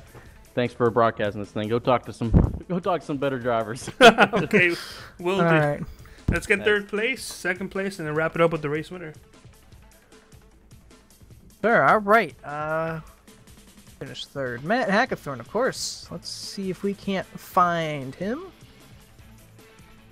All the way to the bottom. All right. Yep. Bring him up here. If they ever quit. Nope. Oh. Hey, Matt, Streetwide, you got a copy? Oh, hey, guys. How's it going? It's going pretty good. Donut. And, third place for you here tonight. It looks like you and Peter may had a shot at that win at Tate Lytle if that caution hadn't come out there. I was getting a little bit impatient there because the whole time that I was letting him get away, I was saving tires because I saw how hard Peter was running, and I just wanted to chase him down. And then we couldn't get past him, and honestly, new tires weren't an advantage tonight unless he could get past him. About 15 laps in the run, the outside line would open up, but there was just nothing out there. I mean, we tried our best, and we just got there right as the yellow came out. Man, I was so disappointed in that. And, but on the bright side, didn't really leave the top 5 most of the night. So, P3 obviously not where you wanted to be. I'm sure you would say anything but first sucks at this point. But overall, a pretty good night for you. Honestly, I called it a win that I just finished because I haven't finished all year. Every time I've been really close to finishing the top 5, about 6 times I've been wrecked now. So I'm really okay with just finishing. I really wish I won the money, but, Well, Carlos, you got anything to add? No, Matt, you definitely did your best. You pulled through at the very end. We were talking about how you driving in there in the races that you're consistent at the very end, and you've definitely ended up finishing P3rd. Didn't get wrecked out, didn't get the win, but who knows? Maybe if the caution didn't come out, you may have had something at the end. Yeah, I wish we ran green-white checkers, but I mean, coming from, I believe I was shotgun on the field for people that actually qualified. So, I mean, I'll take that. But anyways, if you guys don't mind, I'll throw a couple shout-outs. Michael Stevens over at SBM. my friends that are on my sponsor on my hood, they actually hooked me up a little bit for doing this, for putting the little sticker on there. So, really, really good time racing with Tate, Johnny, Peter. I mean, this was probably, if it didn't get messed up, it was gonna go bad. Oh man, I was ready. I was ready for that win, but you know, I'll keep chugging along. I'm there in the top 3 or fighting for the top 3 every week, so I just need to find my mojo and hopefully get there. Well, you know, we move on to Charlotte next week, the next points race. Maybe some good momentum building for you. I certainly hope so. I mean, I guess you can consider that my home track because I grew up in North Carolina for a while, so I'm ready. I want to win, dang it. I'm so close every night, every weekend. I'm right there. I'm ready to get it. All right. Well, we wish you the best of luck at Charlotte there, and we congratulate you P3 here tonight from Matt Hackathorn. Thank you, guys. Thanks for streaming. I'm sure it's wonderful. All right. I believe that's where he was. So now we'll bring in Peter Short. Peter Short. All right. Oh. Hey, Peter Short. It's 3YTV. You got a copy? Yeah, 10-4. Well, we talked to you, you know, the second heat, but now we talked to you at the end of the race. You're so close to getting that race win, and I'm sure that caution didn't really help you at the end there. Yeah, it was a shame to see that caution. Yeah, it was some really good racing up there at the front. You know, it was really tight, really tough to pass, and you know, very interesting with some pit strategy throughout the race. And I thought we might have called it right there towards the end. And you know, it was kind of difficult when Johnny kind of got up out of shape, and I think I possibly lost some track position to Hackathorn there, and that might have been it. That might have been what cost me the race. But you know, everything, hindsight's, you know, 20/20. So all in all, just it was a good race. You know, I got into the back of Tanner Sharp a little bit, and I'm sorry for that. It was just one of those short track racing deals. Didn't mean it by any means, but all in all, it was a good race. Just, man, it's really late. I don't think I've ever raced this late in a long time. Absolutely, it's definitely pretty late for a 3-wide event. But you talked about some tempers flaring there a little bit. But I do want to get your take on Johnny Thomas there. The tires he started the race on were the tires he finished, and it was pretty impressive to see him up there in the top 5 for basically the whole night. Yeah, you know, it was one of those things where I knew if you could get around him, you could gap him. And luckily, when Tate got around him, I was able to get around him pretty quickly after that, so Tate wasn't able to drive away. Same thing with Hackathorn. But you know, it's like side-by-side racing there. Yeah, that's a lot of fun. That's what an all-star race should be for. Some side-by-side close racing and some beating and banging and some tempers flaring every once in a while. So, you know, we'll be back at it next week. Yes, and that's a good transition to my next question. We move on to Charlotte next week. Another points-paying event. What's the outlook for that track? Man, you know, so Charlotte last night in trucks was a roller coaster for me. I got hit on pit road, had to go all the way to the back, made it back up to the top 5, and at one point I felt like I was making the pass for P2, and then towards the end I got clipped by Netcode. My good friend Netcode clipped me and sent me for a half spin. That was in the trucks. Of course, the cuts will be completely different. I think it's daytime for the cup race, so that will really throw a spanner in the works.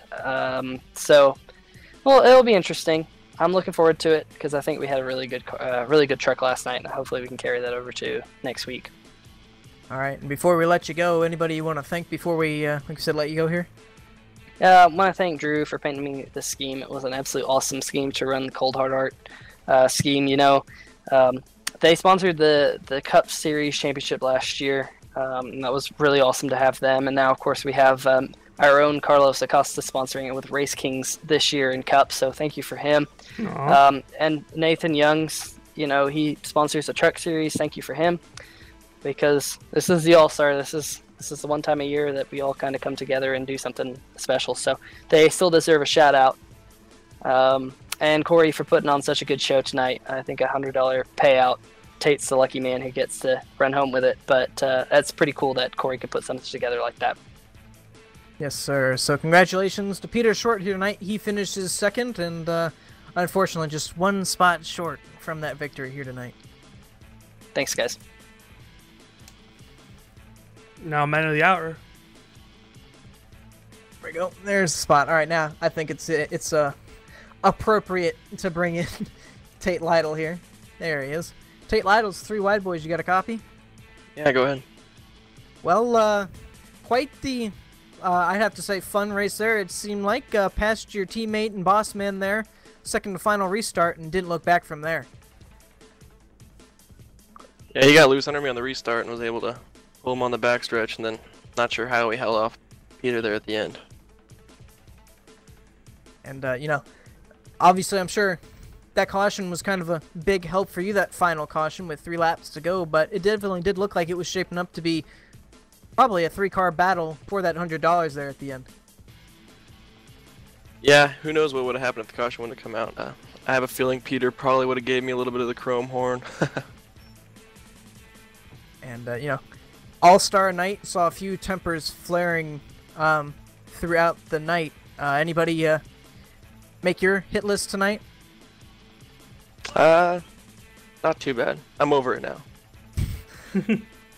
That's definitely good. Carlos, you got anything to add? Yeah, your boss man there. I don't know how it felt for you to battling him for the majority of the end of the race. I don't know if you knew this, but he never made a single pit stop. 125 laps on his tires there at the end. Once you got by him, it was very clear that he wouldn't be able to do anything. But that second to last restart, you were the only driver I've seen that was actually able to hang on with the leader on the restart, and that was one of the key reasons as to why you were able to pass him. How did that feel? Did you know that he was going to start at that time, or was it just a guess?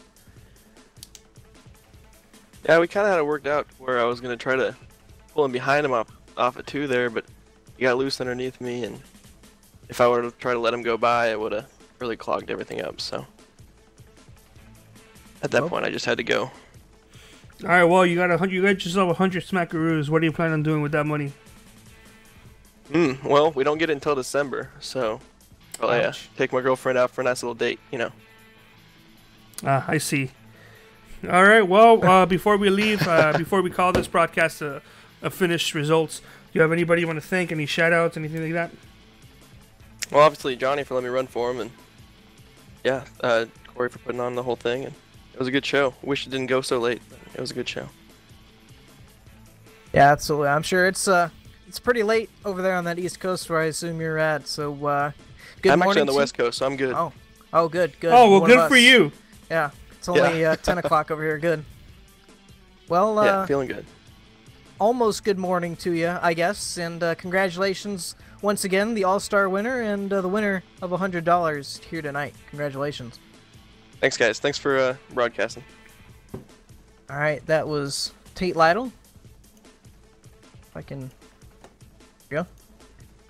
All right, well, that's gonna wrap it up for us here tonight. Why don't we go through the finishing order here tonight? So Tate Lytle takes home the victory here tonight. Peter Short comes home second, just ever so close to that win, with Matt Hackathorn third, Johnny Thomas fourth, Jordan Teal fifth, Matthew Johnson 6th, Levi Zielinski 7th, Richard Lafferty 8th, Chad Brown 9th, and Richard Hines will round out the top 10 there.